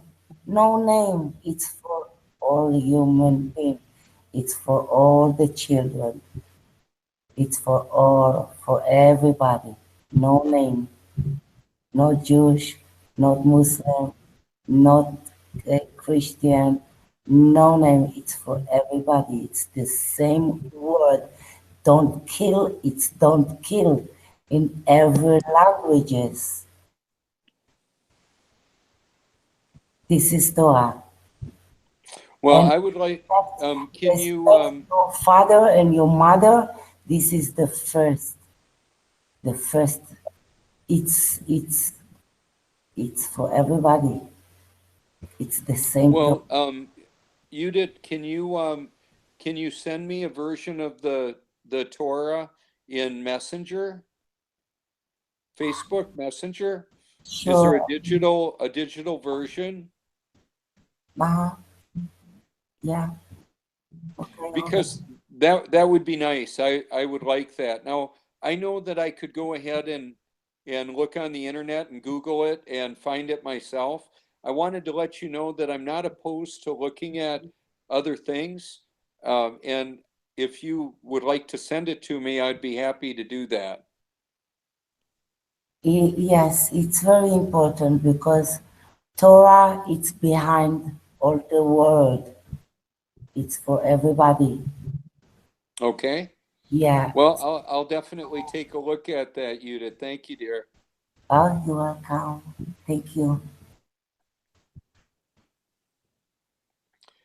So this is Lily. She came to pay me a visit. They all kind of take turns, and sometimes I'll have 3 or 4 of them on me in the chair, and then when I lay in bed at night, there quite often will be upwards of 6 to 8 of them.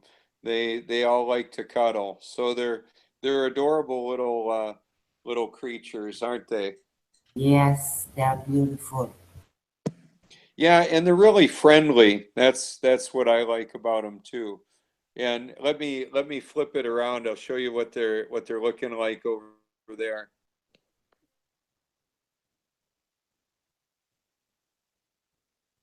Okay, I don't know why I'm having a hard time flipping the camera around. There we go.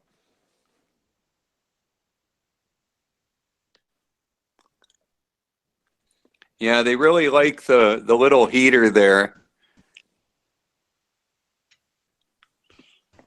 I can say this, they are so ugly that they are beautiful, you see. Oh yeah. Yeah, they're adorable. They're all happy. I gave him a bath before the hangout today. Oh yeah, he's a little scary when he does that, like a little gargoyle. But yeah, I give him a bath with uh, like um, like 2 cups of baking soda in the water and nice warm water, and they like it. Yeah. I'm back now. Do they ever argue? Now this one up there, that's Pearl. She can hit any of them in the head 3 times or so before they even know what hit them. I'll give you a little. Oh, she's a crabby little girl, but she loves me. But she's, I think, a little scaredy cat, and I she'll had one smack. like that. One of my cats was like that. Just for no reason. It just donk, Really? donk, donk. Yeah, they're just territory, isn't it?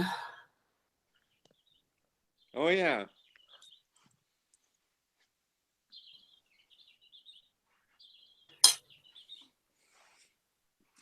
So that's part of the dynamic with the kitties. They enjoy hanging out there, and yeah, I enjoy having them.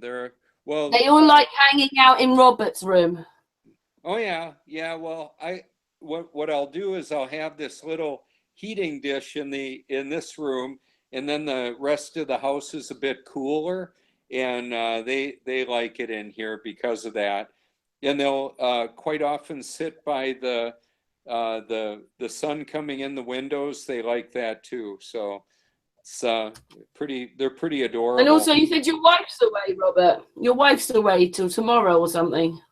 Yeah, she takes care of a senior citizen right across the street, about a mile away, 3 days a week. She's an in-home caregiver, a CNA. Oh. What's she been doing that for then, Robert? A long time. Oh yeah, a couple of years. Yeah, she said she doesn't want to keep doing that though. When he no longer needs her services, she's gonna find something else to do. This is Olive. She's a little doll baby. How old are these cats then, by the way? Well, I've heard talk of 35 years. Some of them. Those cats live for 35 years. That's a long time for a kitty. What's Wow. with that anyway? She's the littlest one of all the kitties. Now Frank is the biggest one. She's about 1/3 of Frank's size. Wow. Beautiful.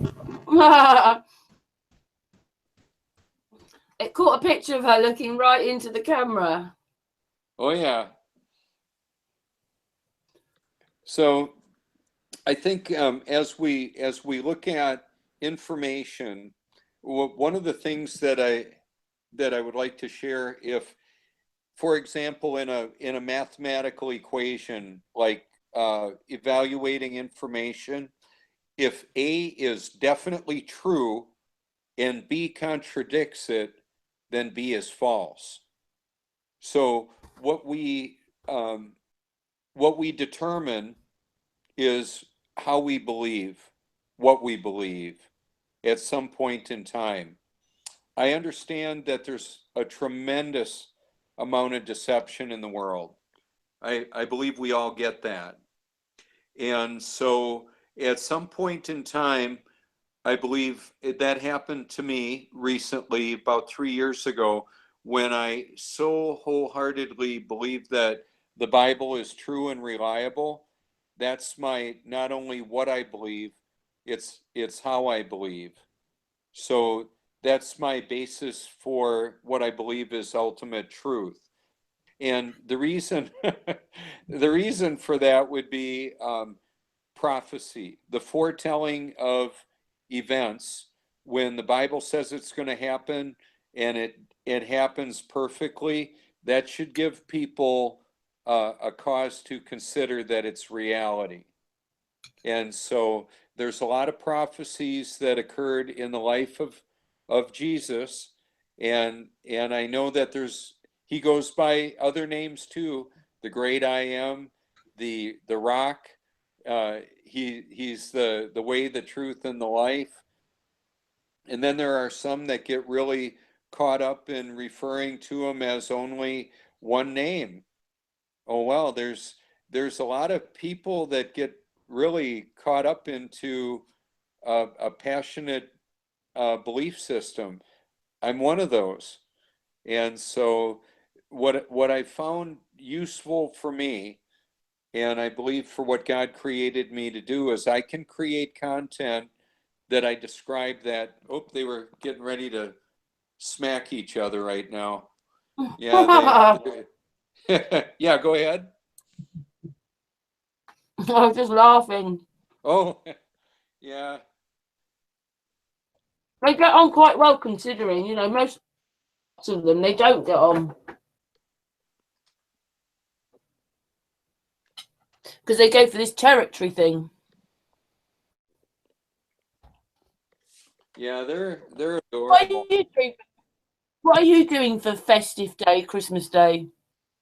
Would you say again? What are you What was that, doing Karen? Christmas Day then? In Christmas What Day? what will I be doing? Or what do I believe about it? What are you doing on Christmas Day? You seeing family, Well, friends? on Christmas Eve, we're going to be getting together with some family locally here at our house. We'll most likely be going out for a dinner, and then we'll be coming back here afterwards, or we might just do something here. Personally, I would rather do it here, simply because, entirely here, and I'm going to talk to Joni about that. On days like Christmas, I would like people to be able to spend it with their family. And if I choose to not go out to a restaurant, that's not going to change it for the people that are already going there. I understand that.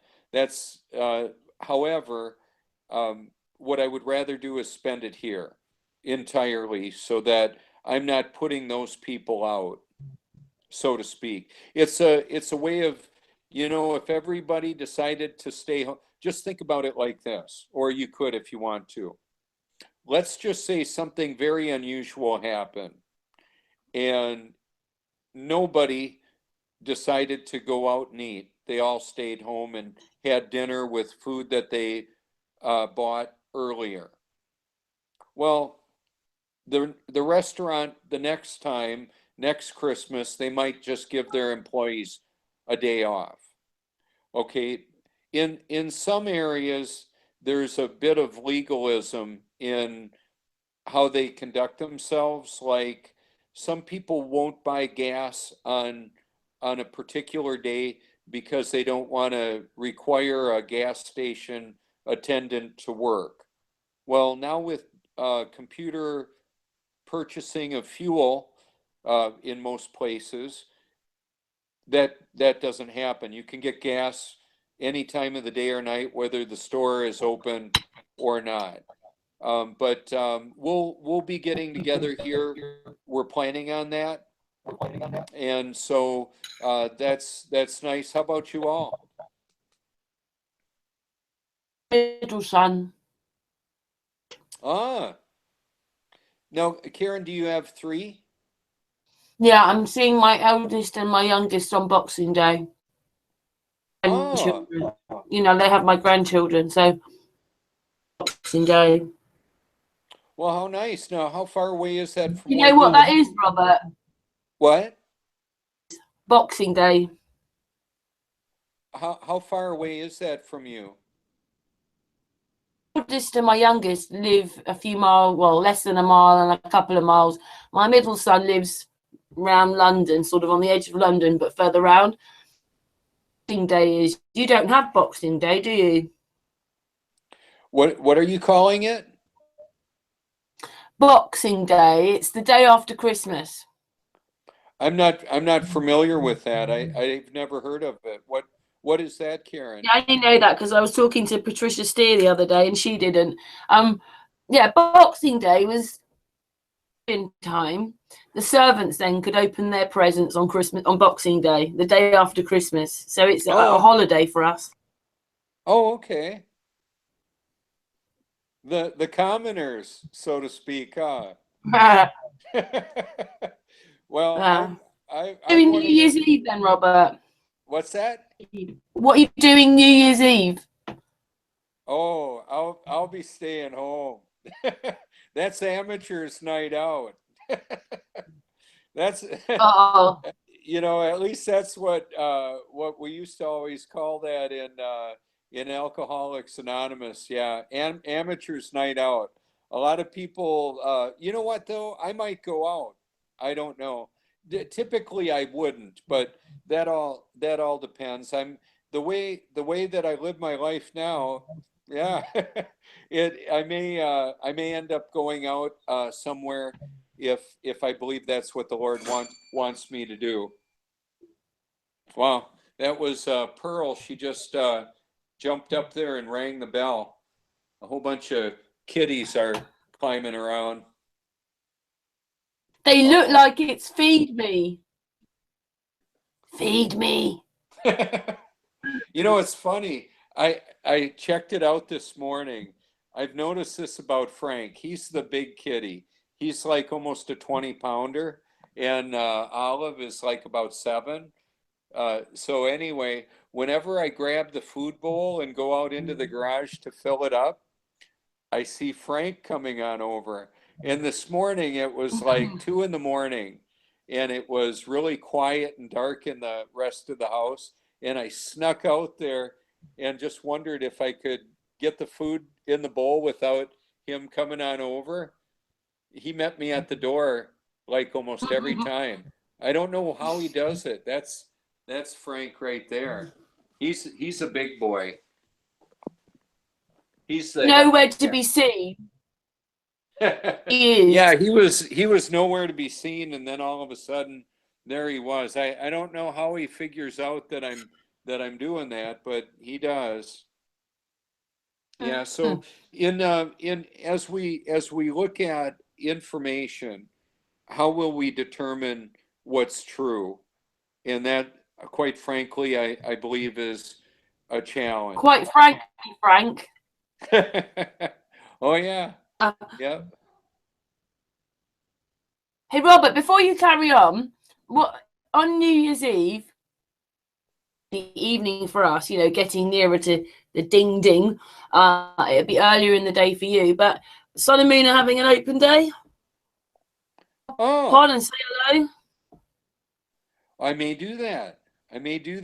When does it start? I haven't quite worked out the time. And Santos Bonacci are coming on. I hope Martin Leakey's coming on.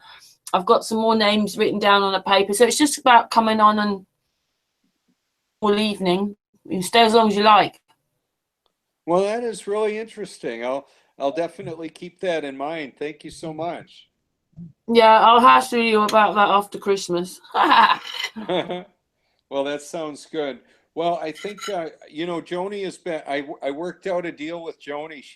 She bought my other computer, so it sold worked it to out a deal. So it's going to offset the cost of my new one. And she's Sold it to her, Robert. What's that? Sold it to her.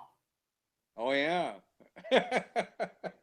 Yeah, that's you know what, there's a couple of things that are that husbands and wives have control of in a marriage. And you can guess what they are, but they have to do with money and intimacy, and it's kind of interesting. Yeah. Oh yeah. Well, What, you wouldn't just give it? She's your wife. You wouldn't just give it to her? well, I would, but it's a little more complicated than that. We're working out some details. Oh, there we go. They're getting into a little exchange, kind of like Joni and I. Yeah, we Oh, Robert. yeah, I do it with a smile though. Oh, she's biting me a little bit. She's a little feisty. Well, I'll tell you what. I'm gonna go ahead and sign off for now. Unless there's something really pressing you wanted me to address, or you wanted to ask me. People have been listening, and they just like watching your videos of the sun and the moon. Oh, thanks. Well, you know, I'm gonna comment on that a little bit. I took a lot of heat, and I do for the sun and the clouds video. My video today that I did at the condo is on my YouTube channel and my liked video playlist, and I posted on my profile as well. When I make a post now, I copy and paste my whole liked video playlist, or whatever playlist I want to put in there. In the context of that, looking at the different clouds that the it appears that the sun is like slicing through a cloud bank. I don't know how it works exactly. And it typically happens within a half an hour before the sun leaves this vantage point, or within a half hour of the sun breaking the plane, where it has that appearance. So there's a bit of mystery about how far away is the sun and how does it actually work. You know, we've been given quite a line of deception from NASA over the years. So they're not how I get my information on how the sun and the moon work. I don't. I'm not. Robert, before you go, will you play that the sun in the clouds so people can see that? Sure. Let me bring that up here. It's your trademark, isn't it? The sun in the clouds. Well, it's been a popular view, and you know, I find it pretty amazing. It's been one of those videos that has been viewed, well, upwards of 260,000 times, but over That's really good. It's been shared over 7,000 times. That, I think, is one of the amazing aspects of that. Well, this is the one that I did the other day. I just want to show this one too. You're getting really good at capturing it in the clouds now.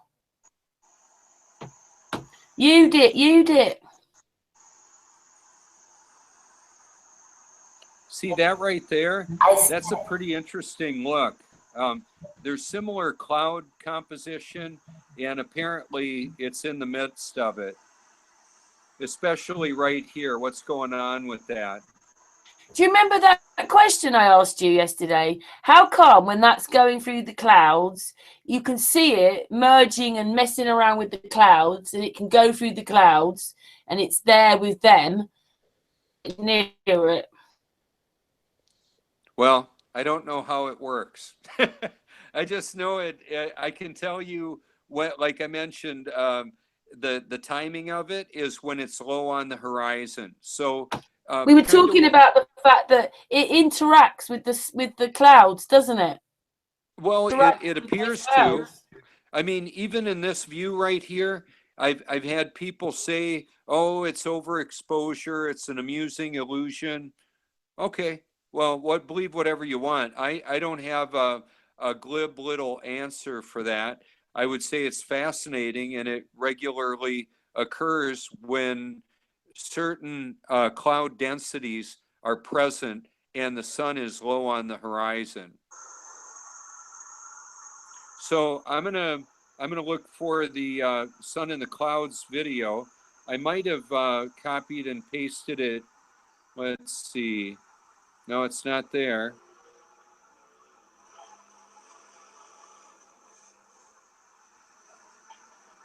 Oh, I know where I put it. Okay, so what I'm going to do here is just go to my profile,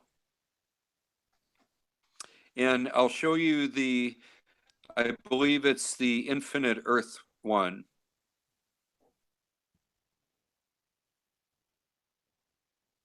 There's the curvature calculator. That's pretty cool. Now, this one is by Flat Earth Research, and it's been viewed like over 600,000 times and like 1,800 views. And what I did here too, like this is in my photo album, and what I did is I copied and pasted the video into the photo comments. So this one, it's receiving, you know, right now it's got 209,000 views, but that was, it was 190,000 views a few days ago. A lot more people are watching it now for whatever reason. And I'll go ahead and play that. 3 million miles away? I think not. I saw the setup occur in the cloud patterns from where I was, knowing that tonight would be very likely spectacular to illustrate the placement of the sun in the clouds. And that's also what I'm highlighting here.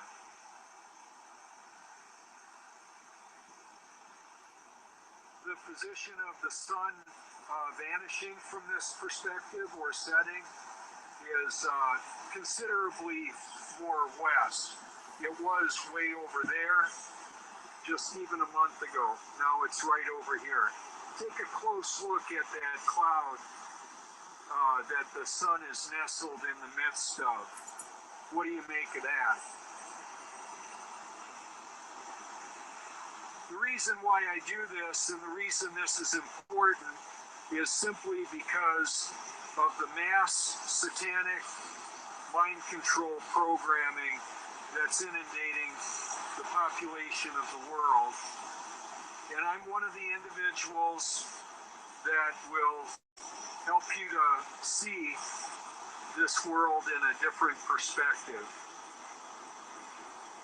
That's why I do this.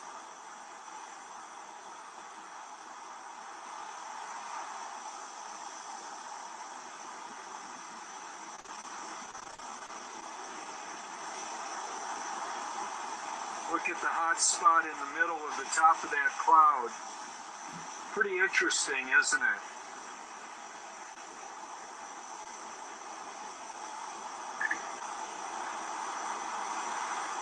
In the summer, the sun and the moon were visible from this vantage point for approximately 10 hours. I'm sorry, 12 hours at one point in time.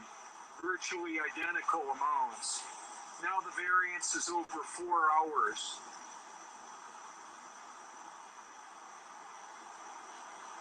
That can't be answered on a spinning globe model.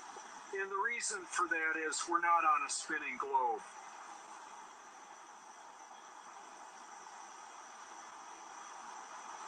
You can research this if you care to, or just scroll on by. The reason why it matters is our trusted sources of information, or I should say, my trusted sources of information were not giving me accurate information. They were lying to me. They still would if I would be listening to them. I'm just not.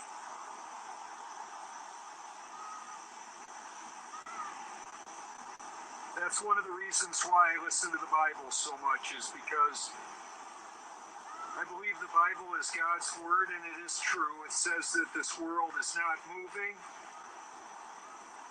And it says the sun and the moon stopped moving in Joshua 10.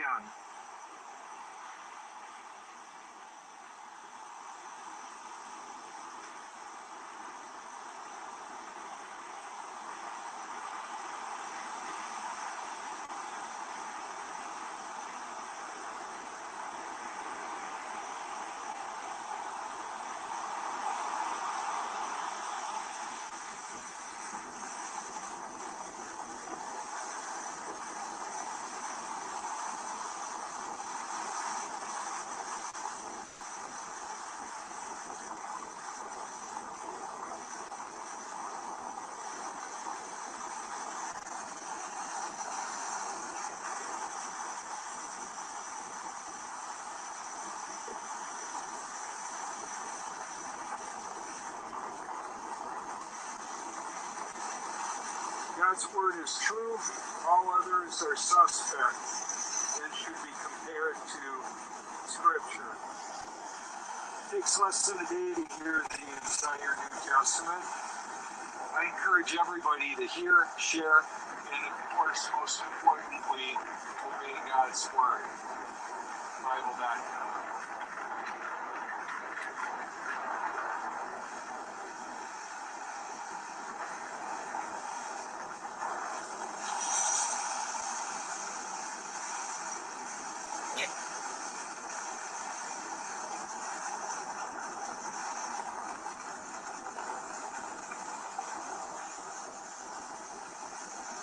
Can you use your own eyes to see the point of perspective that the sun rises and sets and the moon rises and sets, if you like to.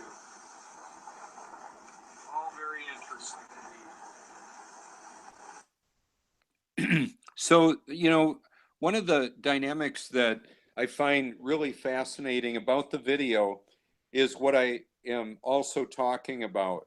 It's not just the clouds. The sun just disappeared. It did, and the way that the sun looked in the midst of the clouds, I don't know how that works. And I know that there's people, I can repeat the answers that people have given and make it sound like I'm stupid for just not accepting what they're Got your saying. own perspective bubble. Your sun, it's your sun, and you see it in your own perspective bubble. It's easy to explain being different. We're all seeing our own sun. Well, in this world, there are occurrences that are easy to explain, and then there are others that are not. This, I believe, is one of those that's, I mean, I could explain it. It doesn't mean it's accurate.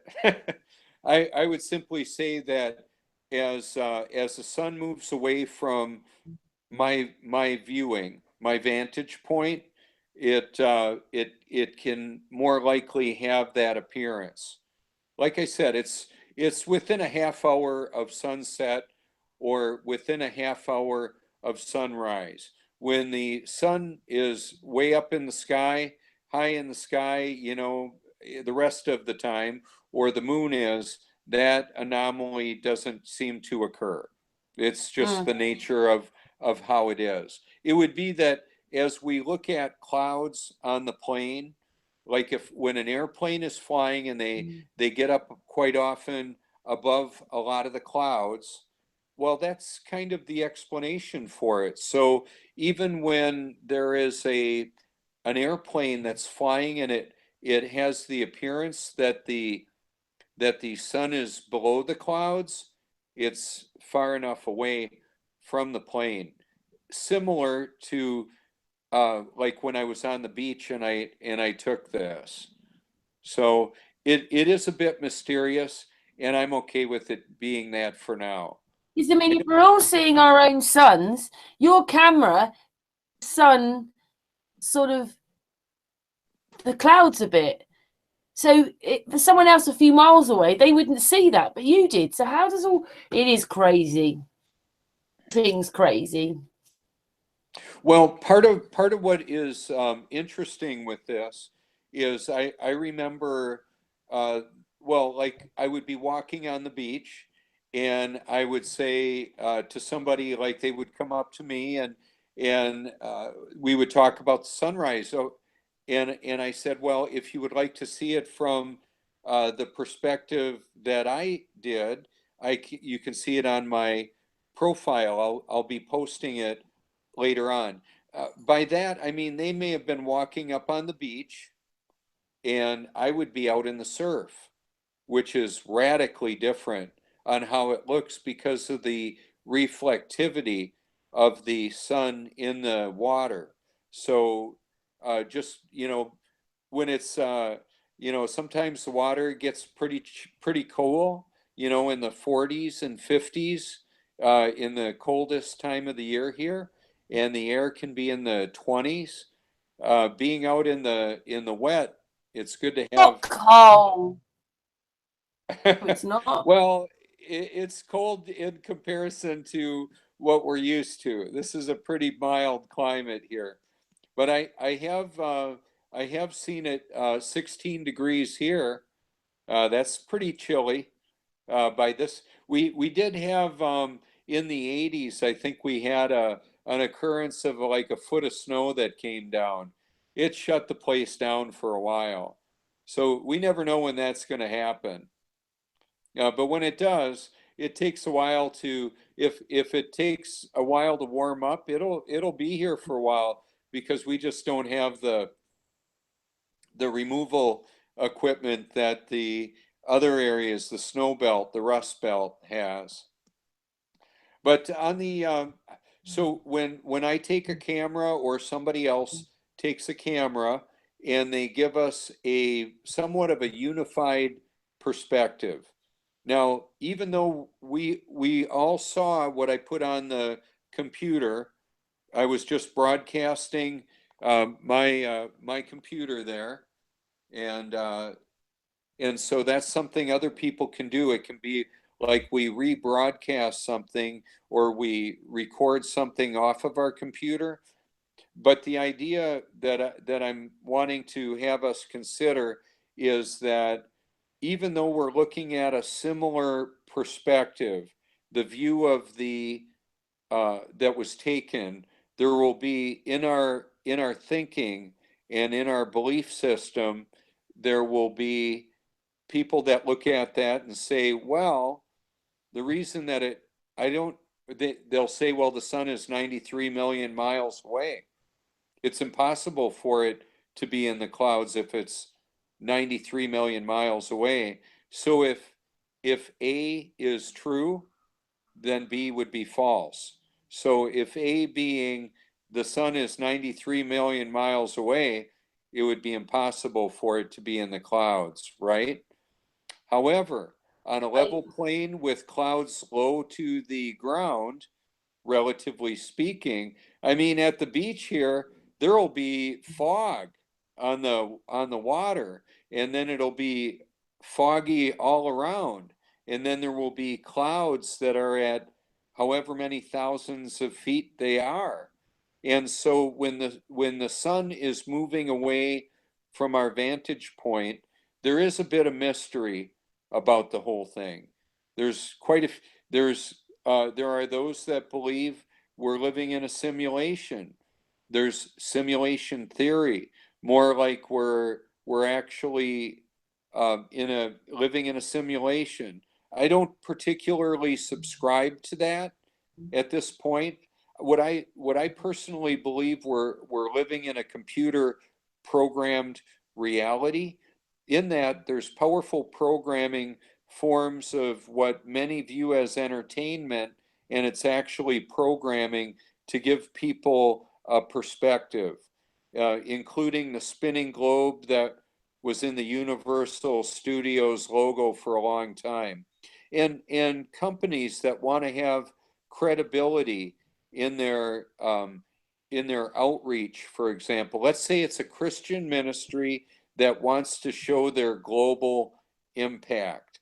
They'll show sometimes the globe in their logo or in their material, that they're reaching around the globe. Isn't it wonderful? Well, I'll tell you what, at 2017, if somebody is promoting the globe, they're either deceived or the knowing deceivers. I was deceived, and by irony and paradox, I couldn't know that. So there are those that aren't deceived and they're promoting the globe. That's because there's an element of wickedness going on there with them. So when I just want to kind of put a bow on how that happened for me, I believe God gave me a love for the truth before I even heard about that we weren't on a spinning ball, that we weren't living on a globe. Because I had a love for the truth that was beyond me. It was beyond my own character, so to speak. It was a divine grant. God granted me the desire to love the truth. And because of that, as soon as I started looking at the mountain of evidence to show that we're living on a flat earth, mostly flat. I know there's mountains with elevation over 5 miles tall. Overall, it's pretty flat, and that's that. So I talked about it today on my broadcast, where from coast to coast, 2,300 miles would actually be 650 miles of curvature from Myrtle Beach to Long Beach, South Carolina to Southern California. 650 miles of curvature means, as best I can tell, it would be an elevation of over 325 miles, which would be an elevation or a percentage of grade that would be in excess of 30%. With that in mind, when I would get to a mountain range like the Smokies or the Rockies, and there was a 5 to 7% grade, my fuel economy would drop from 55-mile average per gallon down to the low teens, like 12, 13, 14, when I would get to the going up the mountain. And so when I drove across country like 8 years ago with that diesel Passat, I ended up getting 55 miles per gallon average. I confirmed it with my odometer reading and the fuel put in the car. And it all worked out with the ground positioning system, the GPS, the estimated time of arrival, the distance traveled, all of that. So if I'm getting 12, 13, 14 miles to the gallon going up a mountain that's in the single digits of a grade, how could I ever get 55 miles per gallon if I'm climbing up a continuous grade that is a 30% grade? It would be impossible. So, like I mentioned, if there are some that believe I'm a few French fries short of a Happy Meal or a couple digits short of a full equation, I've got plenty of mathematics and that you can look at, that you can pore over, that you can evaluate. Like always, I encourage people to send me your private proofs or criticism. By and large, the way that the interpersonal reaction is in a post on Facebook and other social media, especially Facebook, because if there's a comment thread with a lot of comments on it, and all of a sudden an argument starts, which happens every now and again, it happens almost all the time. So these people are arguing, they know a whole bunch of other people are watching. It's hard to actually get a change of perspective when pride is involved, because one of the dynamics is trying to help people realize that they're wrong. There's really no polite way of saying you're wrong or you're deceived. So I just come out and say it. You know, if a person believes we live on a globe, we went to the moon, you're deceived, whether you like it or not.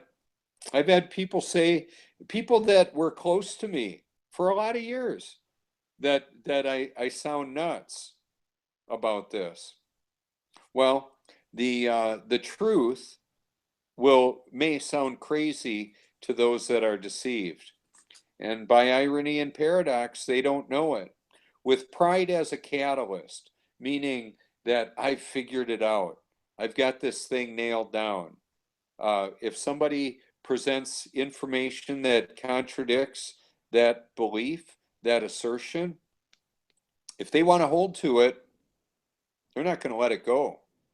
And so having a desire to love the truth, like I say, that's a gift from God. So how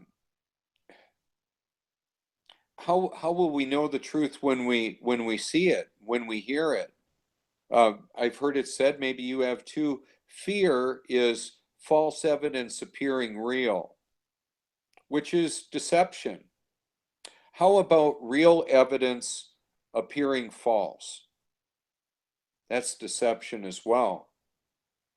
So what I would challenge people that think I'm crazy because I'm not agreeing with their story about how the sun looks in the clouds, or I'm crazy for believing we don't live on a globe. I would simply say, how does that work for people that are apparently upside down in relationship to you? Because obviously you're the one that's standing upright. They're the ones stuck on the opposite side of a ball. That's the whole deal with Australia, is that the United States is on top and Australia is down below, straight opposed through the clear globe. That's why I use the inflatable clear plastic globe. I want to show people, I want them to see with their own eyes. I want them to see through the global lie. Seeing is believing. What? What do we see? What do we believe? We can look at the same thing and come up with a vastly different explanation for it. So that's, yeah, that's pretty much where I'm coming from. If you want to find out more, I got it. There's this me that's live on the Google Hangout, and then not just me, all of us, many of us that are on this Hangout right now have a digital presence that is a representation of much of what we believe is important for people to consider. So that's a valuable resource. So yes, there's machine learning systems, artificial intelligence, quantum computing, so-called. All of those elaborate, powerful servers and a system of transmission of data that can be harmful to us, the cell towers, the cell phones, and all that, I'll use it while I can, because putting a stainless steel cooker on top of my head is going to really impair my vision to operate my computer. Putting on a tinfoil hat, I believe where they came with the tinfoil hat is to protect the brain from frequencies, and what I would say is this: if there was a report of an imminent EMP, or maybe something like that may be harmful to a human being, what I would simply say is, when I go to a stairwell at a condo, I'm not going to be able to get cell phone reception. A concrete box is a safer place to be if there's some kind of an event that's occurring that's freaking people out.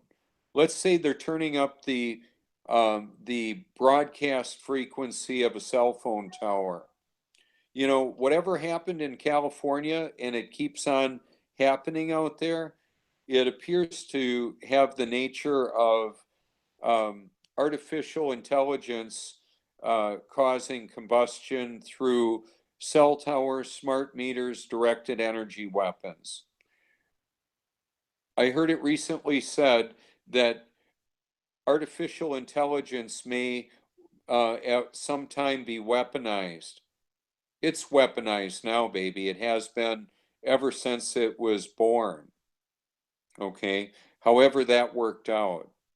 And what Revelation 13 talks about, the mark of the beast system, is that there is a time of commerce in this world that people won't be able to buy or sell without the mark of the beast, whatever that is. And I don't know of other spiritual perspectives and that talk about that, or that have mentioned that in their writings. I don't know. Are you aware of that being in any other writings? Those on the call right now?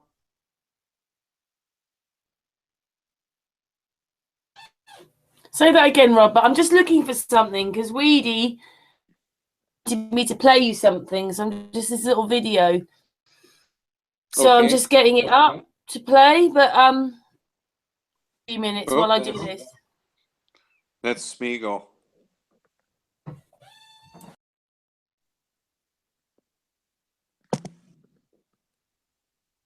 He's photobombing again.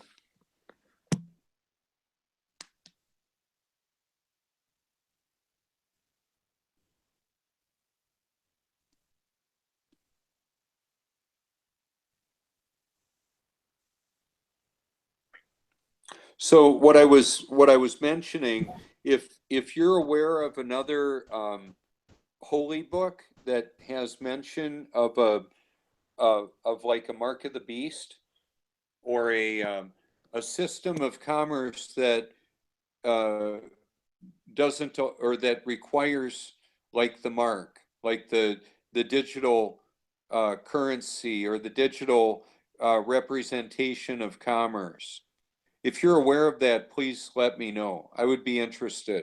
I know in 1982, when I first heard about the mark of the beast in Revelation 13, I thought, how's that going to work? How would people be able to buy or sell without money? We're there now. I've heard that 2018 is going to be one whacked out year in humanity. I don't know. I'm not afraid, not at all. And I don't pretend to have an answer to surviving in this world when that kind of thing happens. I mean, I could store up guns and canned goods and generators and solar panels, and if they zap us and I'm dead, what then? Or what if we have to leave where we live? What then? See, I mentioned it today. In about 7 years ago, when my dad and I were on the phone and he was having shortness of breath, and he said, Robert, I can't feed the birds the way I used to. I'm real short on breath. And this was in October, November, just months before he had his heart attack. I said, Dad, you've had a heart bypass. You should go and have a stress test workup to see if you have blockage. He chose not to. He had a stroke and a heart attack, and then another bypass, and then multiple strokes, and he lost all his money, all his stuff. And we prayed before he died. I don't know where he's spending eternity. I talked to him about Jesus. If he's a child of God, that's where he is. So I don't believe I'll know if he's not there when I'm there. And I know Karen and the rest on the call here on the Hangout, that you've got a message of inclusivity, including a lot of different perspectives, and I appreciate the reality that you've included me as one of those. I appreciate that. And so my encouragement to people, and typically on this Hangout that I'm on, there may be 7 people or maybe a few more that don't like this. Maybe they don't, and if it's going to be primarily I'm the one that's kind of like the guest speaker, then it's like, well, they don't like me. That's okay. I'm Oh, okay. Robert, maybe they don't friends like you Smeagol. here. Maybe it's about that, or they don't like Lily. No, I think that's okay. That's okay. Robert, you're one of the kindest people I know. Well, thanks, Karen. Yeah, I really enjoy being me. And it's but it's the new me. You never knew the old me, the very selfish, self-centered drug addict that I used to be. And so I'm glad to be free from the old me. And so what you're looking at isn't natural. It's actually supernatural. It's the dynamic of what happens when the creator of the universe says, I'll take over from here. Yeah, and that's basically what he does. I mean, I'm doing different stuff. When we talked about you're just like you are. You don't hardly get any sleep, and when you wake up, you get up at crack of dawn just to go down to the beach to film the crack of the crack sun, of the dawn. rain. Yeah, I'm up. I'm up a lot of times 6 hours before the dawn. But yeah, you did like that. You did yeah. sometimes on a hangout, right? She's on a hangout with us about 4 or 5 o'clock in the morning, and then she'll go, I've got to go now because I want to go to the beach. And then she's out filming. Yes. Yes. I'm still there. Cool. Yeah. I've got this little video ready. There's no words on it, but I just think he wants to show that there's something. He feels there's a bit demonic. So if I just share my screen just for a moment, I'm just hoping it's going to play. Okay. So I won't have to worry about. Let's see if it goes over. It takes take a couple of seconds. Okay. Yeah, the nature is my best friend. Then He showed me his presentation, and he tell me always, now picture me like this. Now picture me like now picture me like this. And sometimes I don't, when I'm picture the sun or the moon or the star, I stop read. I don't have read because it's so you incredible. imagine you two together. You'd be on the beach 24 hours a day. I would, yeah. You two, I like, would out, you'd be out there like on a marathon, like days of it. If you two met up. Anyway, shall I just play this little video? Okay. So I'll go back to me. Right, so I'm just going to play it. Thank goodness there's going to be no volume. So here we go. He's just trying to say a demon proof of Google Mini. Oh, of course it's going to. Hang on a second. Let me put that down. Play. Sorry, Alan. There you go.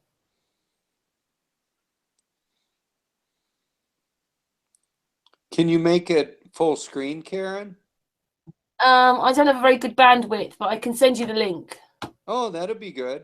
Saying, I think, as you look at it, there's demonic things on it. And what is it of? It's a Google Mini. What's a Google Mini? Well, you just showed it at the beginning. It's this little round thing. Huh.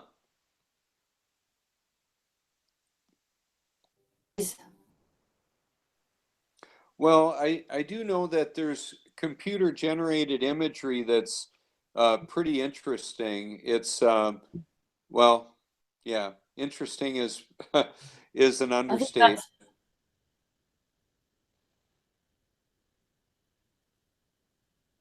Mini, what's that? That's like, that's a shadow from it. I don't know what a Google Mini is. Anyway, it doesn't look very good, does it? You know, I can't really make much out of it. No, I'll stop screen sharing. I'll put the link in I'll put the link in. Okay. I'll just stop. Make sure I'm not. I'll tell you what, this has been really nice. Lily and Smeagol have really enjoyed the hangout as well. And I've enjoyed being here too. I really appreciate you having me on, and thank you for that. I want to thank many of the people that are call right now on the hangout for public and private encouragement. I end up, it was really so interesting the way that the internet actually helps create a sense of community where we can get support and encouragement from people all over the world,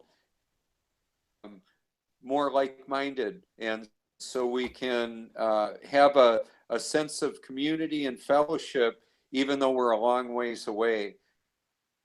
I really appreciate that from you all. Oh, well, we're family united, aren't we? We're family united. Yeah. Well, thank you so much. Well, big hugs to you all.